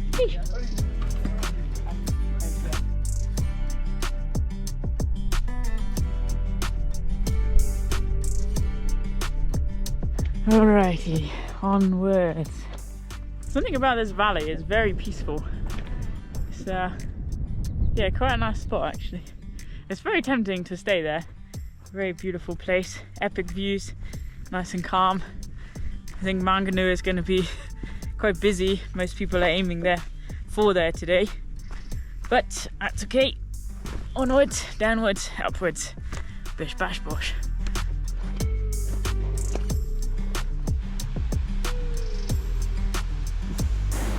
Ah, happy days. Look at this. Another day done. Good job.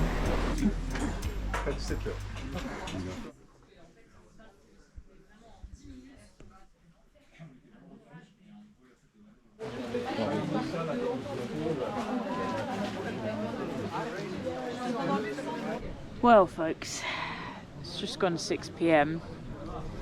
I managed to eat an omelette, which is very strange because I don't eat eggs. But it felt like something that maybe would sit in my tummy okay. Absolutely not. It's just been going like this ever since I ate it. I feel awful. I feel absolutely awful. I don't know what's wrong. But the rains have stopped. They came and went, and now the cloud is hanging low in the valley. There's a real sort of hubbub of energy here. It's a nice place. I'm enjoying it. I can't. I don't know what I did. Just your head rolling. Oh yeah, this is it. This is it. These are my two new hiking buddies. The altitude's got to her. I'm crying.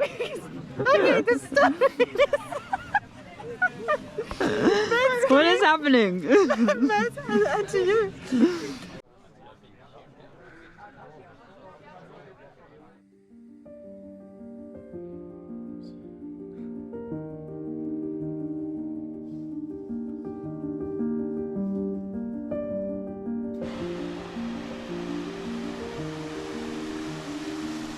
Good morning folks, it's day 7, leaving the refuge.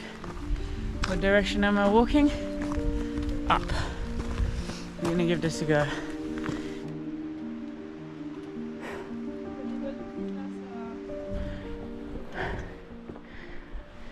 Well, a couple hundred meters in, I'm questioning my decision.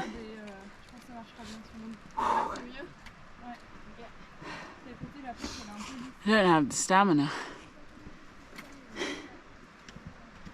or the strength.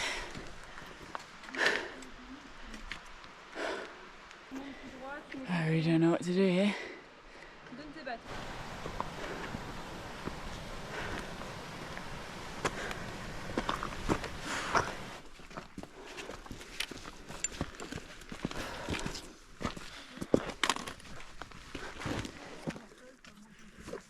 This might actually be my point. I have to think right now about not just today, but tonight and tomorrow, I can't even express how unwell I felt last night. It was nice to have the company and the humour just to take the edge off.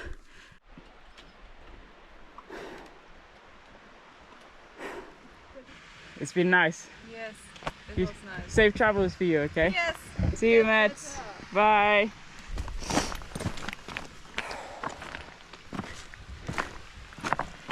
I actually can't believe I'm doing this. It's really hard for it to feel like I'm not being a wuss and weak and not very strong-minded.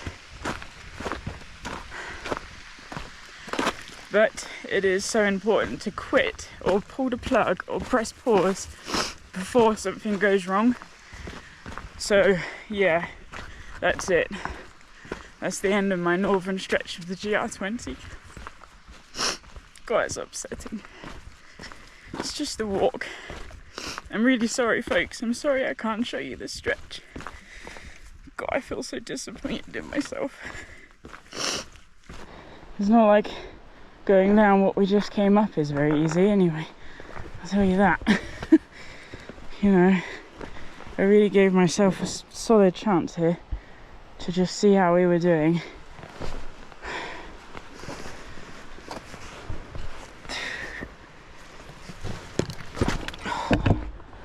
Jeez, as horrible as everyone I've met now and become friendly with is walking past.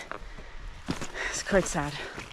So mad how in literally 5 AM to 8 AM everyone is gone except those who are having a rest day or doing an easy route.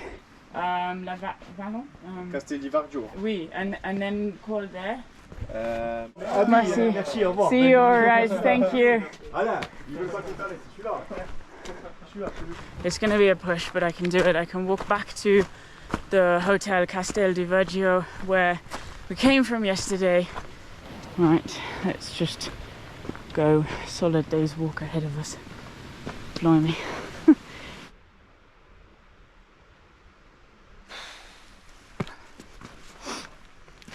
I'm trying hard not to get upset because it is just a walk. But I really take great pride in these films being useful resources for people to see what a trail is like. And the GR20, I think especially, is one where it's really interesting to see how the terrain is. That's my biggest upset right now. It's not that I personally am not getting to do that stretch of route, it's that you are not getting to see it. Anyway, sounds like, might not have seen much anyway. Sounds like there's a mega storm coming in very early today. I think that was my real crunch point today, was just like setting off 1 hour in, knowing that already I'm counting the clock more than any other day because I don't have the strength to move fast, at least uphill. And it was like, no, this is too much. We've got scrambles, we've got chains, we've got everything that I feel I could do if I had all day. But I don't have all day. I would have had 5 hours to cover 7 hours. And if I said it took 8 hours, I would be in a storm on one of the highest points of the trail. Not a great idea. So this is it. As the day progressed, I found it interesting the contradictory messages that I was getting. On the one hand, a quote by the famous David Goggins goes, "When your mind is telling you you're done, that you're exhausted, that you couldn't possibly go any further, you're actually only 40% there." Obviously with an American accent. And yet, my coach was saying, a dead hero is a shit hero. I guess the truth lies somewhere in between. It's important to trust your gut and lean into intuition. That's what it's there for, right? I'm actually feeling really proud of myself. I didn't intend on getting sick. I didn't want to get sick. I didn't want to have to skip any of this trail. But I'm here and I'm keeping myself safe and hopefully setting a somewhat decent example for others out there who are going through things in life where you do have to press the pause button, knowing that it's okay to do that. It's not weak weak-willed, it's not weak-bodied, it's actually strong, because there's strength in knowing when to step back and recalibrate.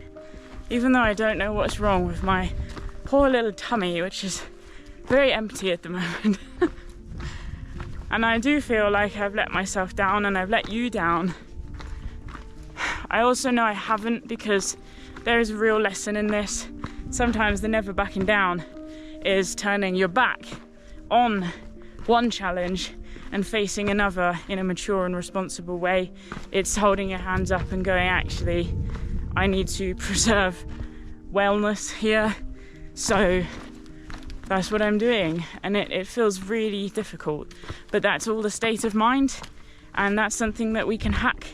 And I think, you know, this is a metaphor for so many things in life. You know, we get on a train, we go in one direction, and then we have to change that, and it can be really hard to open up the space in our hearts and our minds to readjust, readapt, to recalibrate. But that's one of the things that I love about the trail, is you have to be able to do that. Because if you don't, you can end up in really stupid, unsafe situations. Let me tell you something. The person who hiked up there 2 days ago has made some good decisions.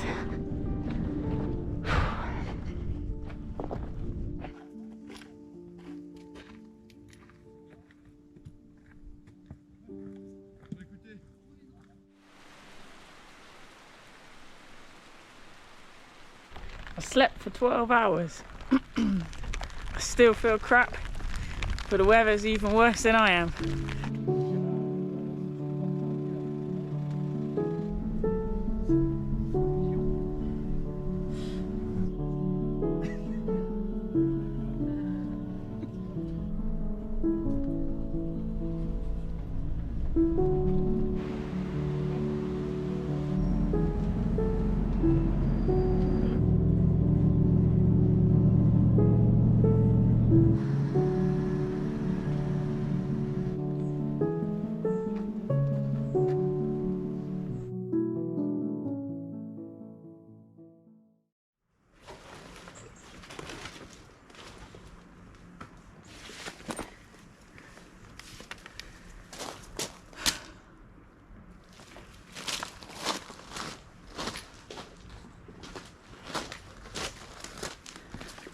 Are you coming? Let's go. All right, good morning people. We are back. It is day 9. I'm in Vitsavona and I'm ready to continue my GR20 journey. Hasn't exactly been 2 days of rest. One of them had 8 hours of walking, and then yesterday was multiple hours of traveling to get here. But I am definitely feeling around 60% out of 100 in terms of wellness, and that is a significant improvement. For me, that's well enough to continue and give these last 6 days a push. I couldn't be happier with my decision. You know, the last 2 days have just been torrential rain, and then the journey even to get here with this bus journey along this gorge was pretty hair-raising and adventurous in itself. And when I was in Corte, I managed to go to the supermarket and I got some food that I actually like to eat on the trail. I got some waffles, I got some wraps with nut butter, so as a vegetarian I feel like I can actually get some protein in my diet. And I managed to get some water purification tablets, which is absolutely mega. That's going to make these last 6 days a little bit more comfortable, a little bit easier. Then I arrived at the hotel. Basically, I've just been resting. I managed to catch up with my Patreon audio diaries, which I record live here on the trail. So I'm feeling up to date, I'm feeling rested. I've managed to eat, I've even managed to drink a cup of coffee. So it just doesn't get any better than that, does it really?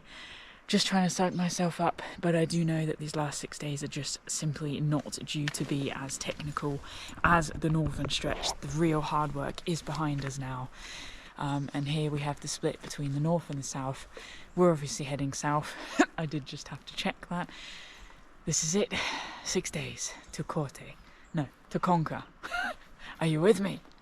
Are ye?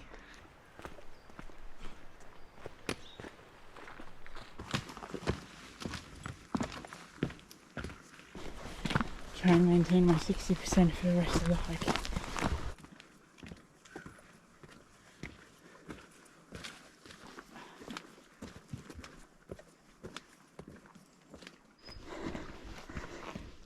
Whew.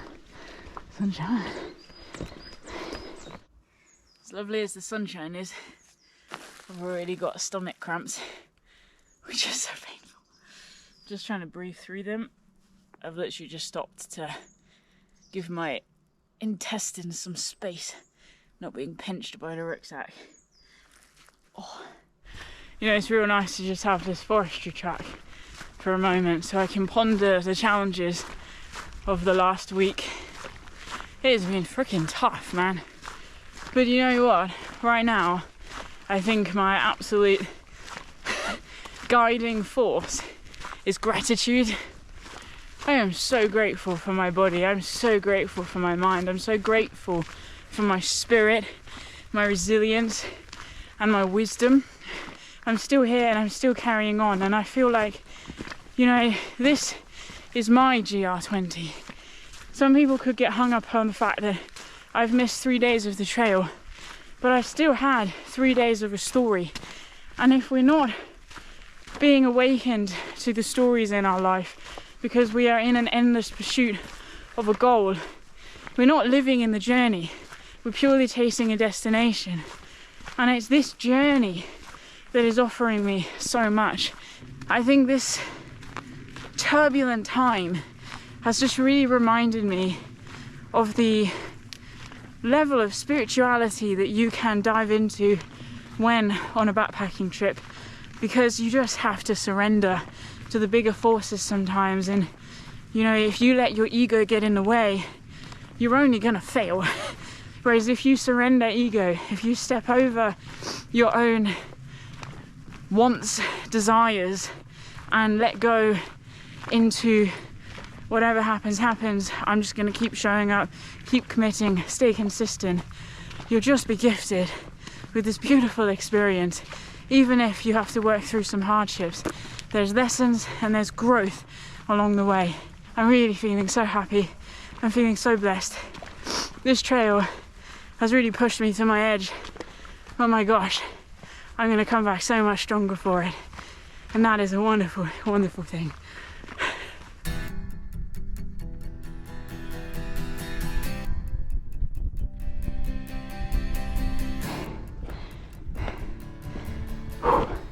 It's taking a huge amount of perseverance here to work through this stomach cramp. Just can barely breathe. But now that we've gained more elevation, we've got a bit of cloudage and some really great views.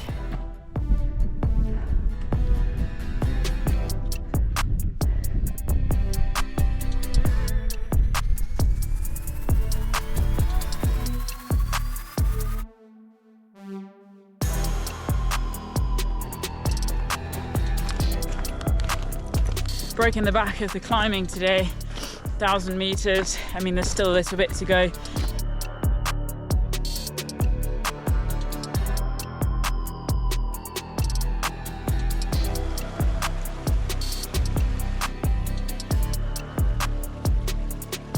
This is so funny. There's bracken. It smells like I'm walking in the Lake District. Oh, the tame, lovely Lake District. Also, if you're wondering why I'm pretty confident I'm going to succeed with these next 6 days, it's because I have waffles. Ah yeah. I live off waffles on the trail. Waffles equals power. Power equals success. Don't listen to everything I say, but do eat waffles.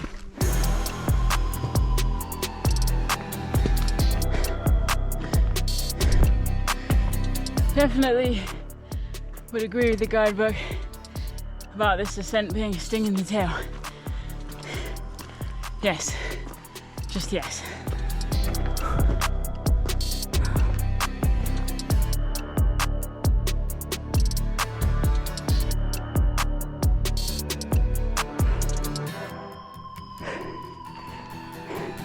I can't believe how weak I feel, but we've done a day. That means there's 5 days left. From weakness or strength, we're gonna get through this thing. Yes, mate. Back in the game.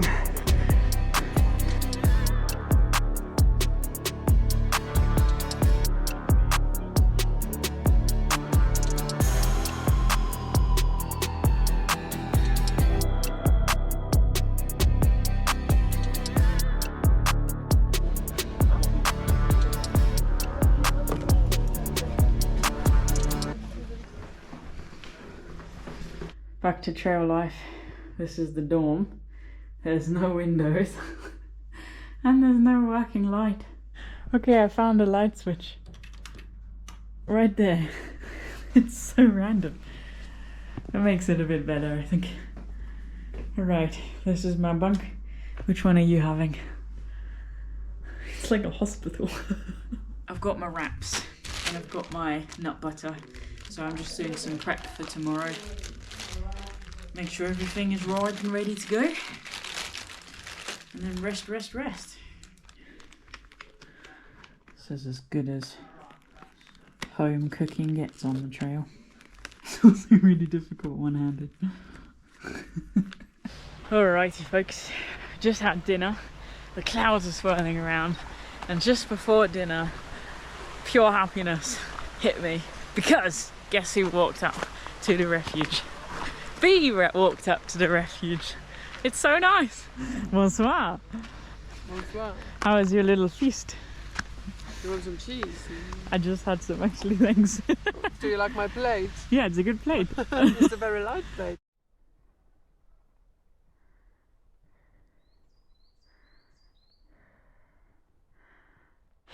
Good morning everybody. It's day 10. We've had some weather updates. There's some really big storms coming in tomorrow, which are genuinely looking like it's a 0 day. It's going to be unsafe to walk from 9 AM in the morning is what they're saying. Look, the thing is, just because we're in the south, it doesn't mean it's not high. So the terrain is easier, but we are still above 2,000 meters on at least 3 out of these 6 days. I'm gonna have a quick look and make sure I know what my escape routes are. I also just met Bee, my lovely friend Bee, and she is really considering pulling the plug today. It's not crossed her mind. I even said yesterday how she just seems invincible. She's just endlessly positive. And then she also has just voiced that she is just tired of worrying about the weather. And I can only say the same. It's like being a hunter-gatherer, you know, just perpetually living in fear. I just need to get cracking, I think. Don't think, just do. We'll deal with these problems as they come up.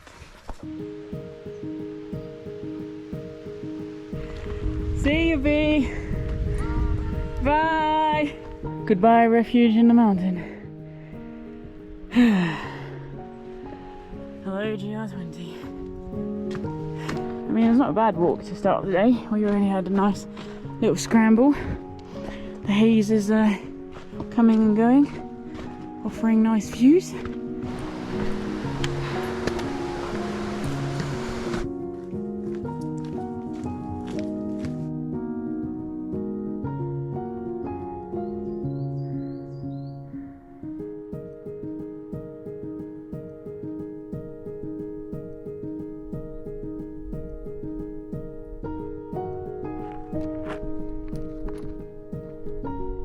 It's really hot, but it has been beautiful.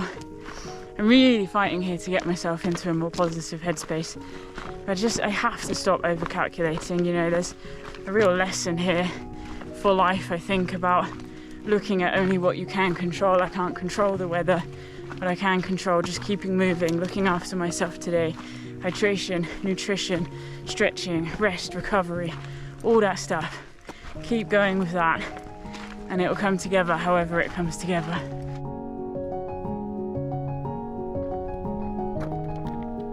Oh, there's a bridge.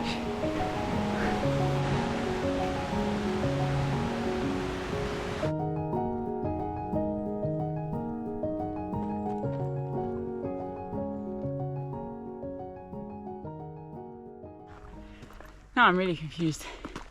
We are Bocca di Verdi. What? It's not even midday. Jeez, that's gone fast. Ja, bis jetzt hatte ich große Schwierigkeiten. Alright, Col di Verdi. How nice is this? That just smells like home. It's a very comforting thing right now. Folks, I have a coffee, a proper coffee, and I want to drink it. That can only mean I'm getting better. Hi. coffee.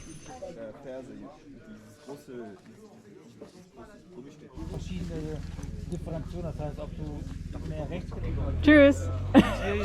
See you down the trail. Bye. Right, folks, it's 1 PM. Let's keep trucking. Hi. I drank 2 coffees. I indulged. I feel a bit sick now. Can't win. Au revoir. I thought I had more words, but I don't. Right then, leaving the fun behind. We now have 600-700 meters of ascent. I don't know how many. It's not worth counting after 500. We just have to get there to the next refuge. I do have to say though, it's really nice being in these forests, just listening to the wind in the trees, which I can just about hear above my heart rate. It's a very comforting experience actually.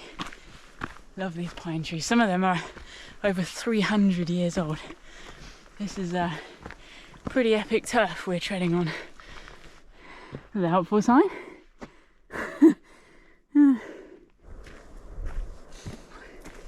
It's so warm, folks. I'm absolutely dripping with sweat. But we're doing this thing. Let's get up this mountain. Look at that. I really do enjoy when we get views of these peaks. I have a new motto. Strong legs, strong heart, strong lungs, strong mind. That's my mantra right now. Strong legs, strong heart, strong lungs, strong mind.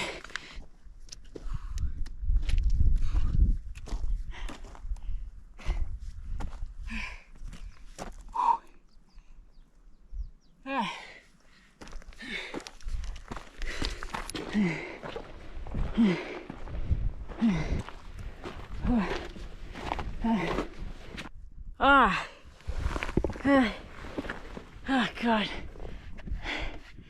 my eyes are bleeding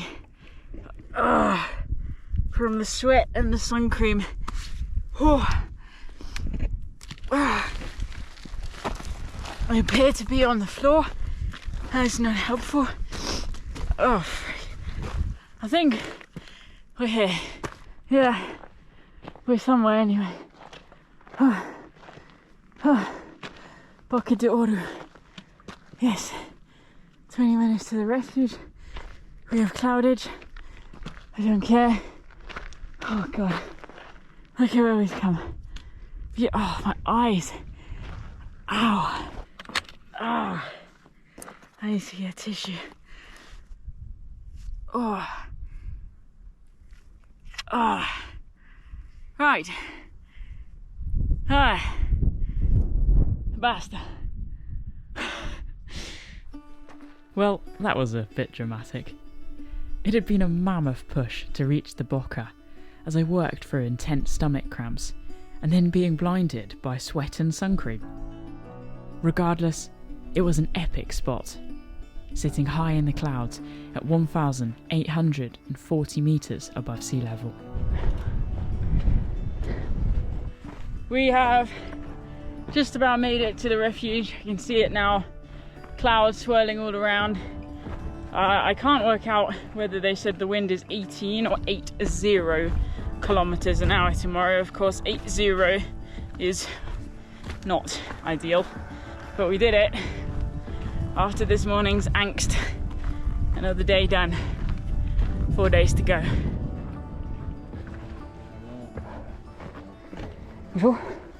Alright people, we've arrived. I've just got a download of the weather. Tomorrow is not walking. They're saying wind gusts of 140 kilometers an hour.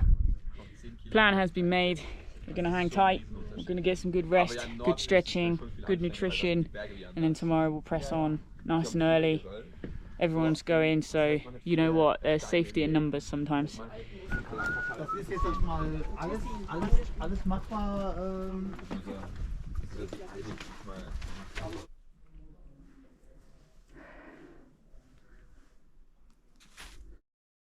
have to say, this is a really, really nice spot. It's got a good blissful vibe to it, especially with the horses. I love the horses. I've just managed to get some bread and cheese for dinner because the dinner menu is not vegetarian. I'm so glad I went to Corti when I did and got myself some food, because it's just so freaking difficult to get food on this hike. I don't normally eat bread, but my gosh, it's a lot of bread. Anyway, I'm gonna have a shower and then just prioritize stretch and rest.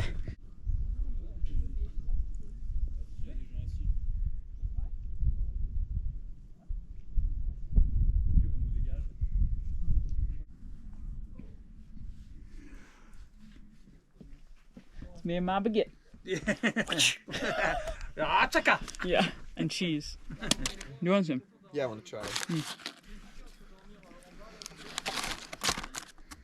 Thanks. You're welcome. I really feel like I'm in France. Me and my baguette. Me and my baguette. Yeah. Here we come.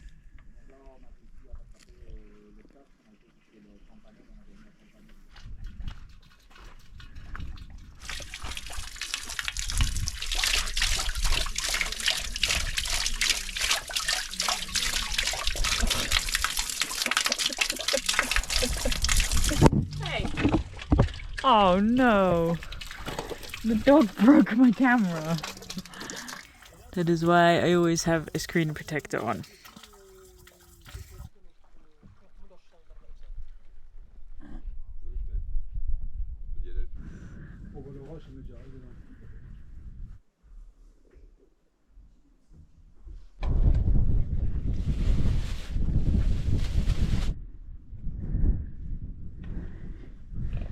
Let's go.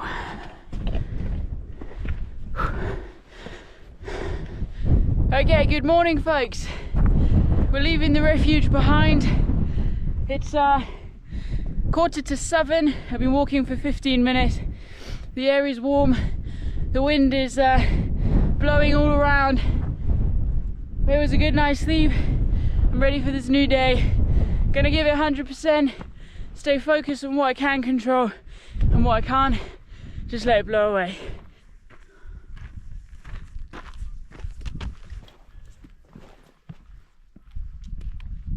In theory, the ocean is over there.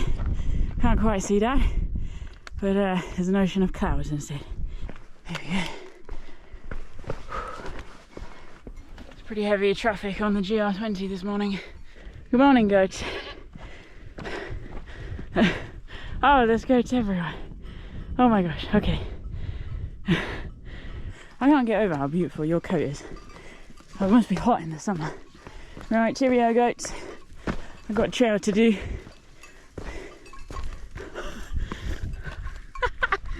I like the goats.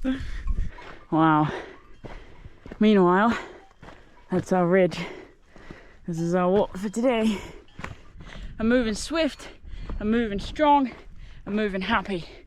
And there's really not much else I can ask for on a morning like this.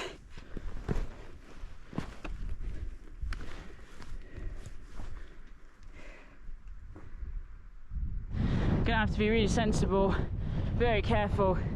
Already some of these gusts are proving very powerful. Undoubtedly the wind is gonna slow things down today. Just gonna have to be that next level cautious.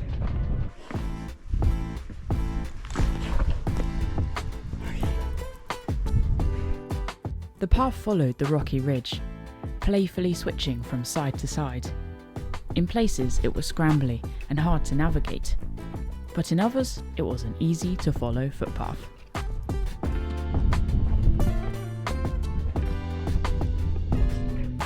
Okay, cool. We've reached the part that actually is my escape route. We're not going to take it. Obviously we're doing really good, but you can see it goes down to Cosa or Cosano, 2.5 hours. There's a little billboard, so let's go check that out first. Really flying so far today. It just makes such a change to feel strong. I'm loving it. Oh, that's alright, isn't it? Woo! Yes. Boccia Di la Paro.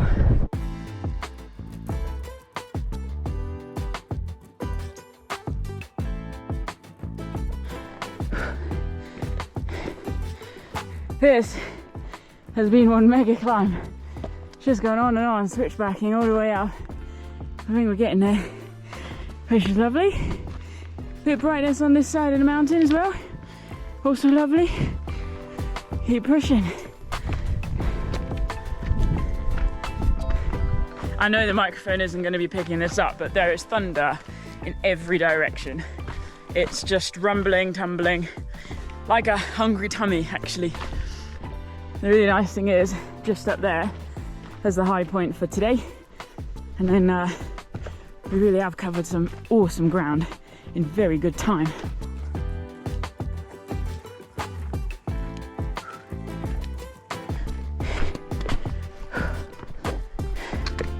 Nice scramble. Oi. Yes, people. Yes. 1,981 meters. Woo! Day 11 on the GR20. Hanging. Man, was that epic. Look at where we are.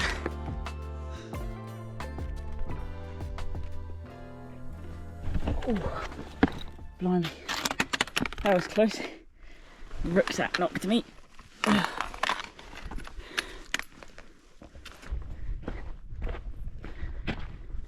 I'm genuinely bamboozled here. We've made it to the refuge. This is becoming quite a typical scene around these refuges. The mules and horses roaming free. Really nice. Mate, how easy was that? That was so easy. We could have done that last night.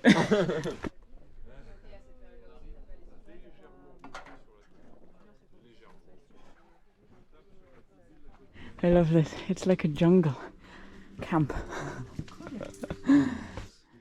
Wow. Do you know the weather for the rest of today? Is it safe to continue? For the moment, yeah. I went shopping on the GR20. I have cake, and I have coffee, and I have fruit juice, and I have cheese, and I have nut mix, and it was 20 euros, but I have it all. So I'm happy, and the best thing about it, the weather has shifted. We're carrying on, people. So it's time to like food load and then march. I'm so happy. I love days like today.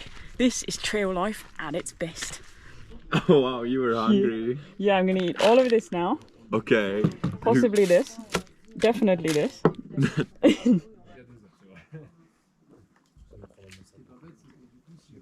Best 3 euros ever. Ananas. Living the dream.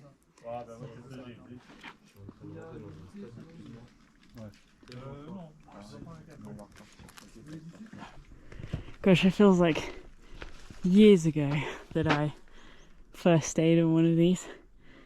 It was only 11 days ago. So that's where we're aiming for. Metalza, which is 4 hours 25 minutes away. Things change like a drop of a coin here. It's unbelievable, at least on my heart. But I ate cake and cheese. I feel very sick now, but that's okay. I have some trail mix for spares, ready to go. Oh, chin there. There's a mark. That was not an obvious stretch.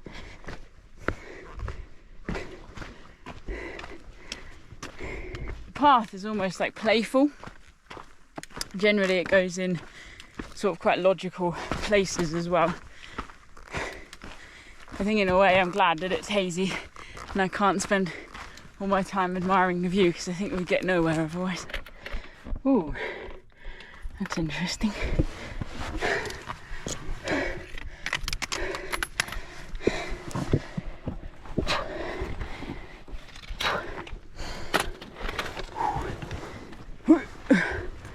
Ah, lovely. Yeah, okay. Alright, so folks, we are off the arete. And yeah, really chipping away at this descent. It's feeling good. Down in the forest. It's a nice path, nice walking.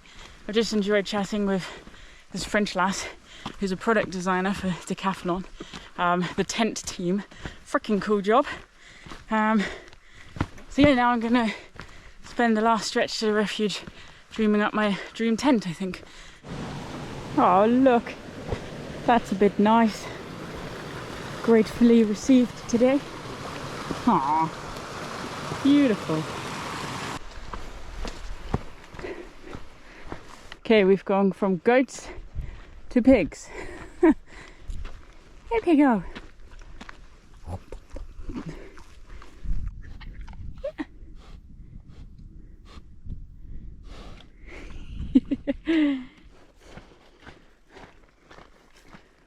We've made it to Bastetta, which is the refuge before the one I want to stop at. My legs are like screaming at me to stop. I'm like, we're moving. Sorry. It's been a solid 9-hour shift of real pushing. But yeah, I'm feeling just so happy. And yeah, I've made my life easier for tomorrow as well, because we got a big old mountain to climb. And I was getting nervous about it being in the afternoon. Now it'll be in the morning. Best case situation. A few kilometers later, and I reached Refuge de Matalza. Back in the tents. So, I've booked in for dinner. This place, its reputation has gone up the trail. Everyone's like, you have to have their lasagna, and it's vegetarian. So I'm over the moon about that.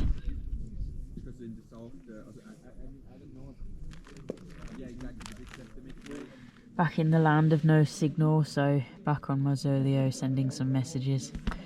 Abbie, yeah, your seat is here. Yeah! And today, this is my living room. You got the premium option. How? So there's all the campers out here, and there's a clubhouse in here. Look at this. Come on and sit in.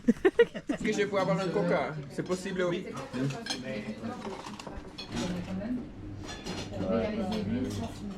Ça va être sympa. The drama continues.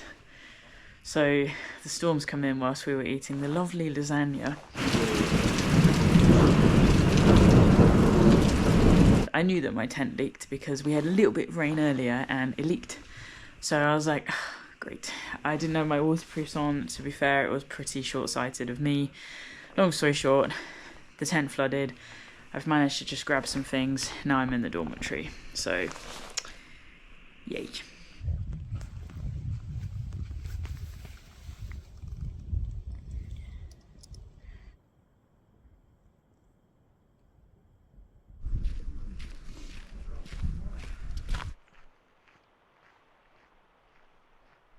Good morning, everybody. It's a new day, and it's the first morning I've woken up to mist. I have to say I'm beyond overjoyed to not be walking along the arete in this. Like, that would just be so unpleasant. Don't get me wrong, we have to climb up a big mountain this morning, but this is due to burn off, and hopefully it won't hang around for too long. So fingers crossed, eh? Freaking track. When do you get to walk on a track on the GR20? I don't know what to make of this. It's a bit weird. It's like walking in autumnal England. The wind and the mist and the dampness. I feel like I'm at home. But no, I'm in the Corsican mountains. About 3 kilometers into the day's hike, and I passed the first bergerie, where, much to my absolute joy, they sold crepes. Though I didn't stop for one, the air must have been sweet, as I felt my energy levels soar. Sadly, I couldn't say the same for the poor donkeys, though. Donkeys. It's a sad life, isn't it? Every now and then the sun comes out and then it goes away. It's pretty thick mist. It's dark this morning. I've actually just gone wrong. The sign made it look like it was up here, but thanks to my GPS, I know it's not. It's where those people are coming from. Wow, this is crazy.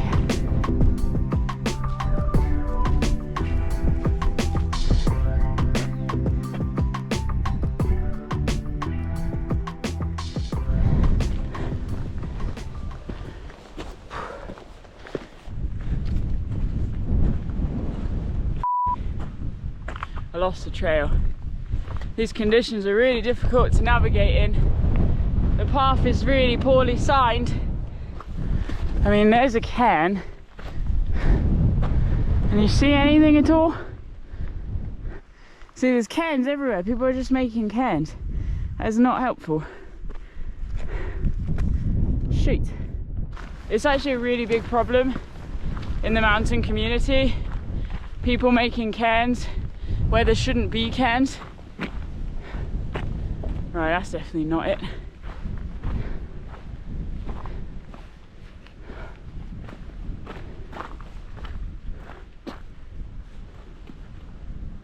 Alright, I'll be back when I find the path. I spotted a marker up there. If this mist gets any thicker, it's really not cool. It's quite amusing with the GR because a lot of the places you really feel markers are needed, they disappear, and then places where they're not needed, they reappear. It's like, great, thanks. Also, the thing is, everywhere looks like a path. I mean, this is a path, but this sandy terrain is very deceiving as to what's a path and what's not. Okay, and I'm back where I just was. How do we get up there? There's a person. How are they over there? Thank you! That was lucky. They've pointed to it. Jeez, I'm going in circles here. Yay! A marker. Oh. Okay, let's not get lost again. Whoa! Look what's happened! The sun! Whew. Wow! This is crazy! The weather today is being so fickle, but I tell you what, when you can see, it's much easier to navigate. Whew. Just like that, gone.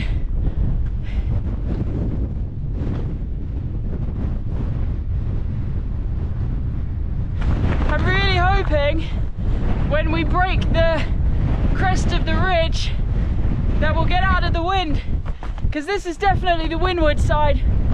Getting battered here, and it's cold too. Ah, there it is. Yes. Bonjour. Oh wow, it just drops off. Oh, there's actually a view as well. That's cool. Look at that. And the refuge is all the way down there. Cool.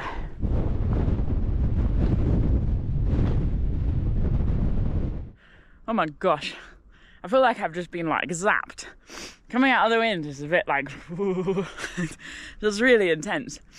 I'm just taking my coat off. I mean, I'm pretty cold, but I just needed to air myself from the sweat and moisture. And we're below the cloud currently, and just seeing these buttresses, these huge spires of rock reaching up to the heavens. I mean, it's a pretty epic landscape that we're walking into. Really, really cool. So I see why they say it takes an hour and a half to get down, because you're just going across. Where are we going? I don't know. It's hard enough to navigate back in puzzle land, working out which way to go and which way not to go, aka how to stay alive.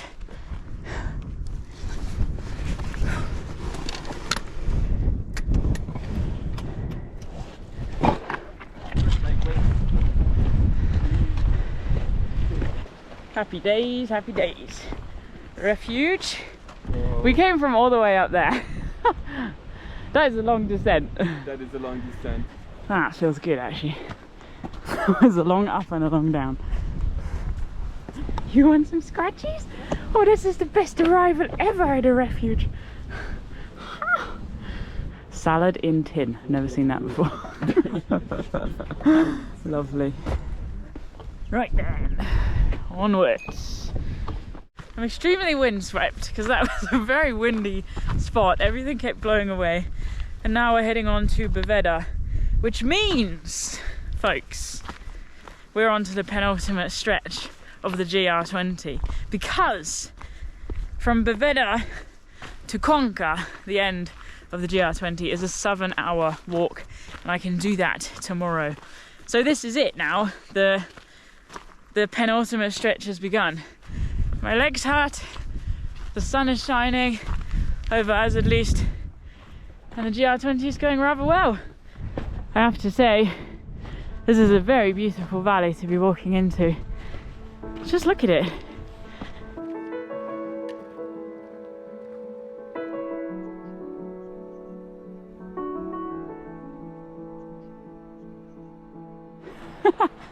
I'm guessing people have put rocks in there. That's a quite cool rock tree.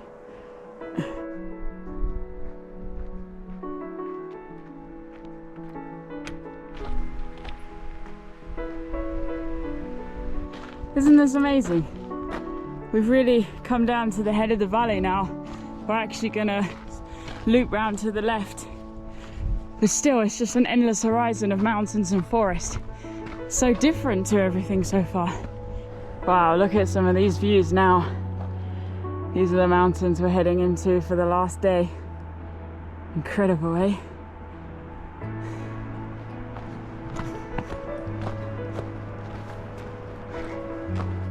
The final ascent for the day was a tricky one, crossing bare rock and stone, with no exact route. And yet, the endless views back made all the hard work worthwhile. Oh wow, this place is heaving. What? Where have we just arrived? This was Col de Bovella, a ramshackle place, busy with day visitors due to the ease of access. The arguis surrounding the spot took my breath away. But then again, so did the crowds. It was quite a shock to the system. People! I can see the sea through the trees. That was our first glimpse after all of the cloud and haze the last couple of days. Also, that rhymes. I'm a rapper. Yeah. Anyway, I'm heading down to the auberge and see if they have some space.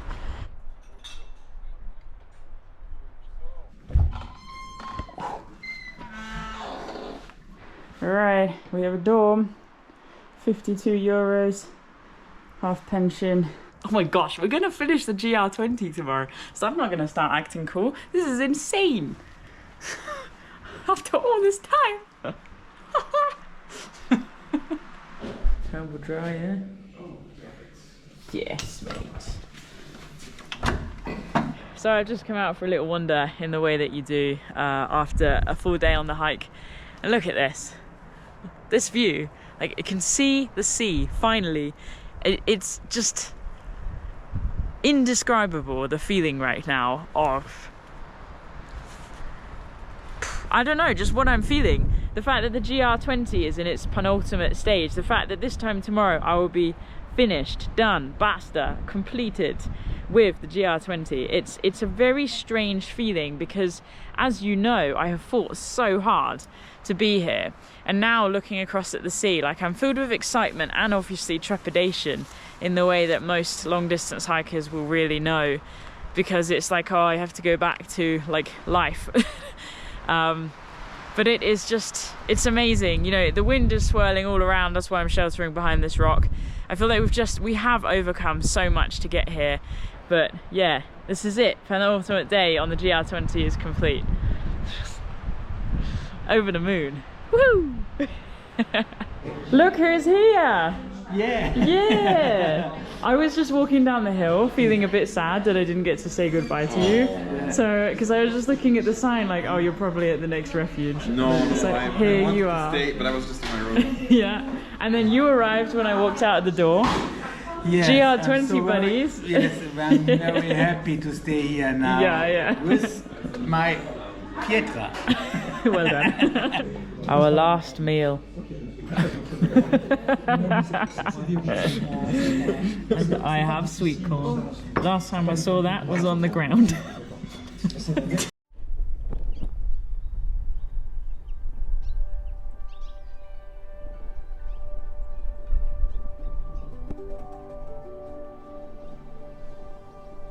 Good morning, folks.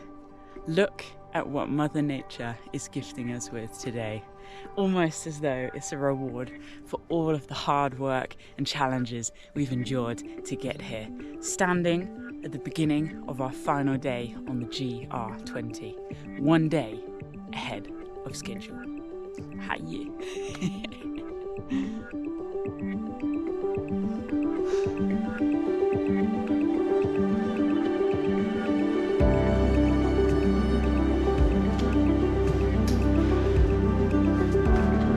See you, bud.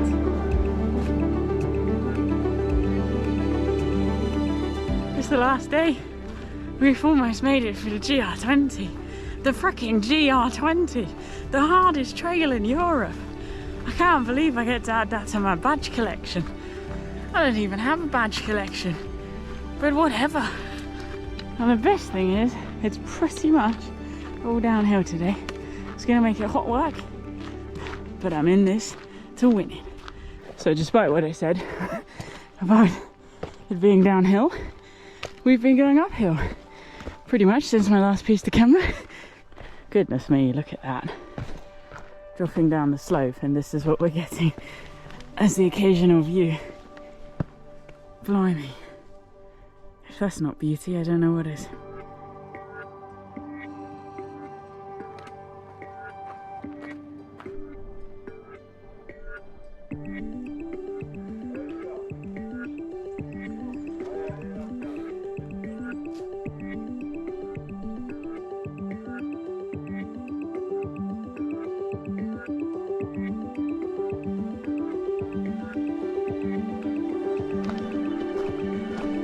These views are just blowing my mind. Indescribable. This place, absolutely indescribable.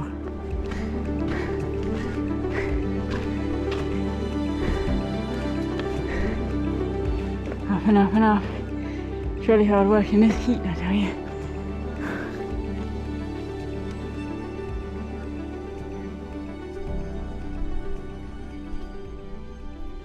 Geez, folks. Navigating this stretch is proving intense. Probably one of the more intense days, actually. But 2, freaking hot, man. It's so hot. It's like just having arrived in a desert. I'm feeling a little bit like on edge, like I was when I was in Utah in March this year. Just like, right, got to really conserve fluids here. So I've been shadowing these 2 chaps who've been very good fun. So we've been getting disorientated together, and then they just met their 2 friends, and they all just did an arch with their walking poles for me to walk through, which is really nice. I can't even imagine having to be walking uphill in this heat. It's 29 right now, only getting hotter.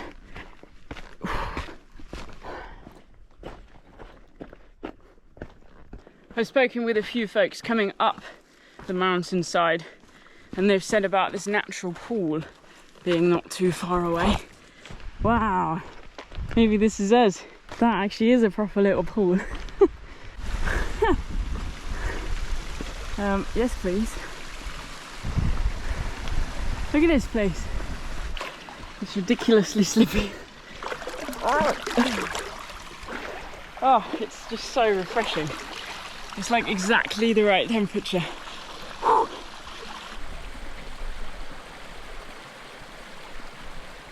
Hello. Brad is here. Everybody is here. I'm gonna go for a swim now. I just went in. It's so good. Really? Yeah.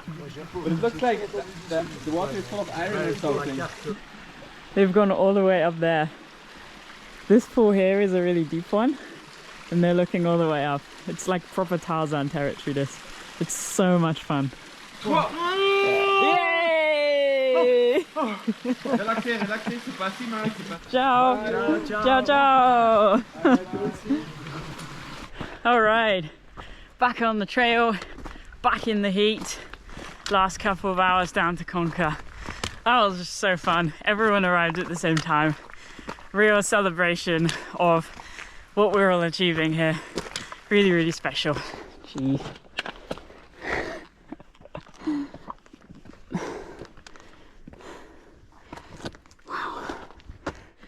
I'd just like to point out, now that I'm alone, how big a deal it is to just frolic around in the water topless with other people. Granted, they are complete strangers and I'll probably never see any of them ever again.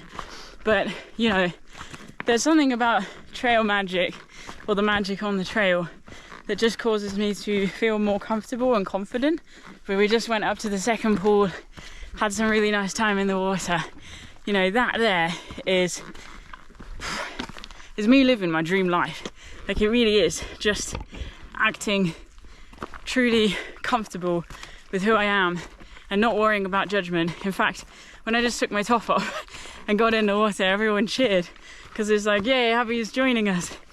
This year has been an absolute gargantuan year for personal growth for me, taking steps into alignment with body and mind. GR20 is providing me a lot of opportunities to learn and grow and find the courage to step into who I am inside on the outside. Speaking of courage, it was time to face the very simple fact that the end of my journey lay only a few kilometres away. The terrain was changing, the path becoming easier underfoot. And then, with one last short, sharp, rather brutal ascent, I stopped and looked back. These were the last views over the mountains of the GR20, the place that had been my home for the last 2 weeks.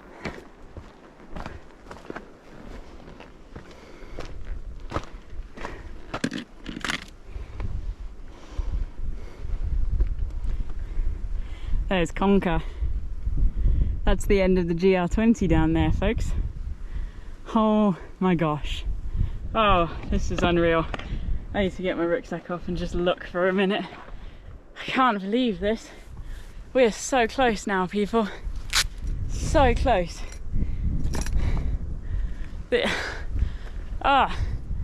Look. The coast, islands, beauty. You know, we've really left the mountains behind now. And even though I was really excited to have this final day, it's been a really tough final day. It's been a bit of a fight to keep pushing through the heat and the undulations. You know, the GR20 in pretty much 0 stretches is easy. It's just a relentless challenge. But not only through the terrain has it been a challenge, but, you know, the weather. We've had wind, we've had hail, we've had mist, we've had sun, we've had flooding tents, washed away tents, flooding refuges, we've had sickness and gastro bugs and weakness and nausea and headaches, we've had fatigue. Behind the scenes, I've had broken equipment. You know, the list just goes on and on and on, never mind the challenge of the trail itself. You know, I've struggled to find my flow on this route and my place within the GR20 community on the trail. It's been rough, it's been tough, it has been a fight. And you know, in many ways, it's not the usual celebration of walking that I enjoy. It's actually been an endurance event. It's been like a sports thing, a challenge, you know, that you book onto. It's been grueling. It has been so difficult. And it's a very strange thing to say, because obviously through my own 2 feet, I've been able to witness some incredible, striking, unique, awe-inspiring landscapes here on the island of Corsica. This GR20 is the perfect metaphor for so many things that we go through in life. And the reason why I wanted to come and do the hardest trail in Europe is because we are all going through hard things at any given time. We're all on a metaphorical GR20, whether it's financial struggles, whether it's bereavement, whether it's loss of a job, whether it's relationship breakdowns, whatever it is. You know, for me, I knew that there was an end in sight. Conquer. It was always in sight, no matter how many days it took me. But a lot of the things we go through in life, we don't know when the difficulties will end. And in fact, often one difficulty rolls into another, and that requires immense stamina and perseverance and resilience. And me coming out here doing the GR20 is nothing compared to so much of what we face in life, particularly the invisible challenges, mental health, chronic pain, identity issues, whatever it is, you know. We have a person inside of the body that we walk through in life, and living out and being that person in our truest, most wholehearted, authentic version of ourselves can be really, really difficult in this world. And that is why I had to come and do the GR20, in order to encapsulate some of the emotion behind those things that we go through and help you feel seen in the challenges that you're going through as well. Because, you know, you're not alone, just like I actually haven't been alone on this GR20 route. There have been a lot of hikers around me, and in fact even just today I've gravitated towards complete strangers in order to stay on the path and follow the white, red, and we've just had a huge amount of laughter in the pools of water. It's been a truly sacred journey. You know, I will look back at some of these experiences in a mildly traumatic sense. But I know categorically that I'm coming out the other side stronger, because it is the hard road that takes us home, and we should never be afraid of facing the hard things in life. So folks, on that note, I'm going to get my butt down into Conquer, because I'm currently roasting like a fried egg on this rock. And I really need to get some cool liquid on me. But if you've stuck around this long, like, congratulations to you as well. Because this has just been a mammoth journey. I can't believe how hard this has come and how hard I've had to work to get to this point.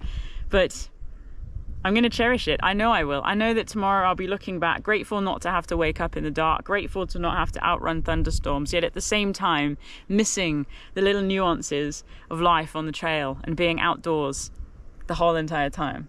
It's a beautiful, beautiful thing. Thank you for being here, folks.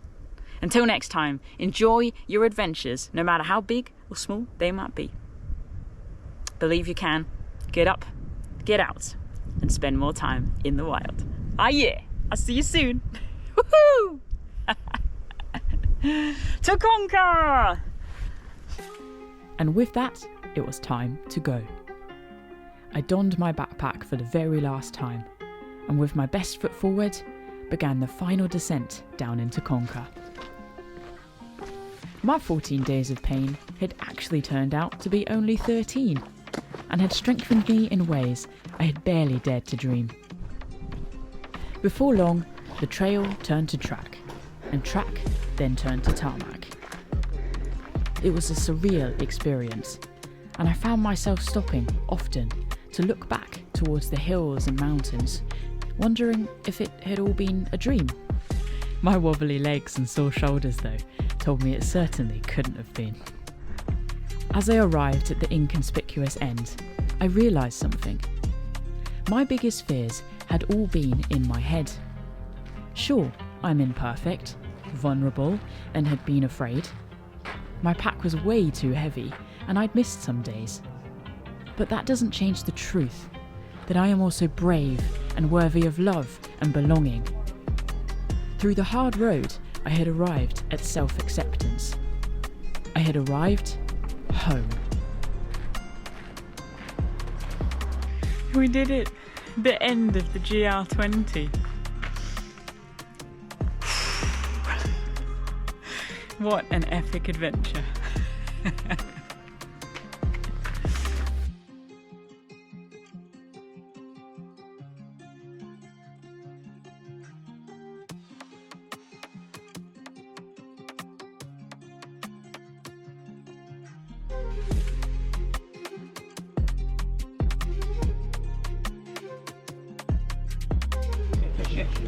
You did it. Yeah, so did you, mate. Cheers. Cheers. To the GR20. Oh, that'll do.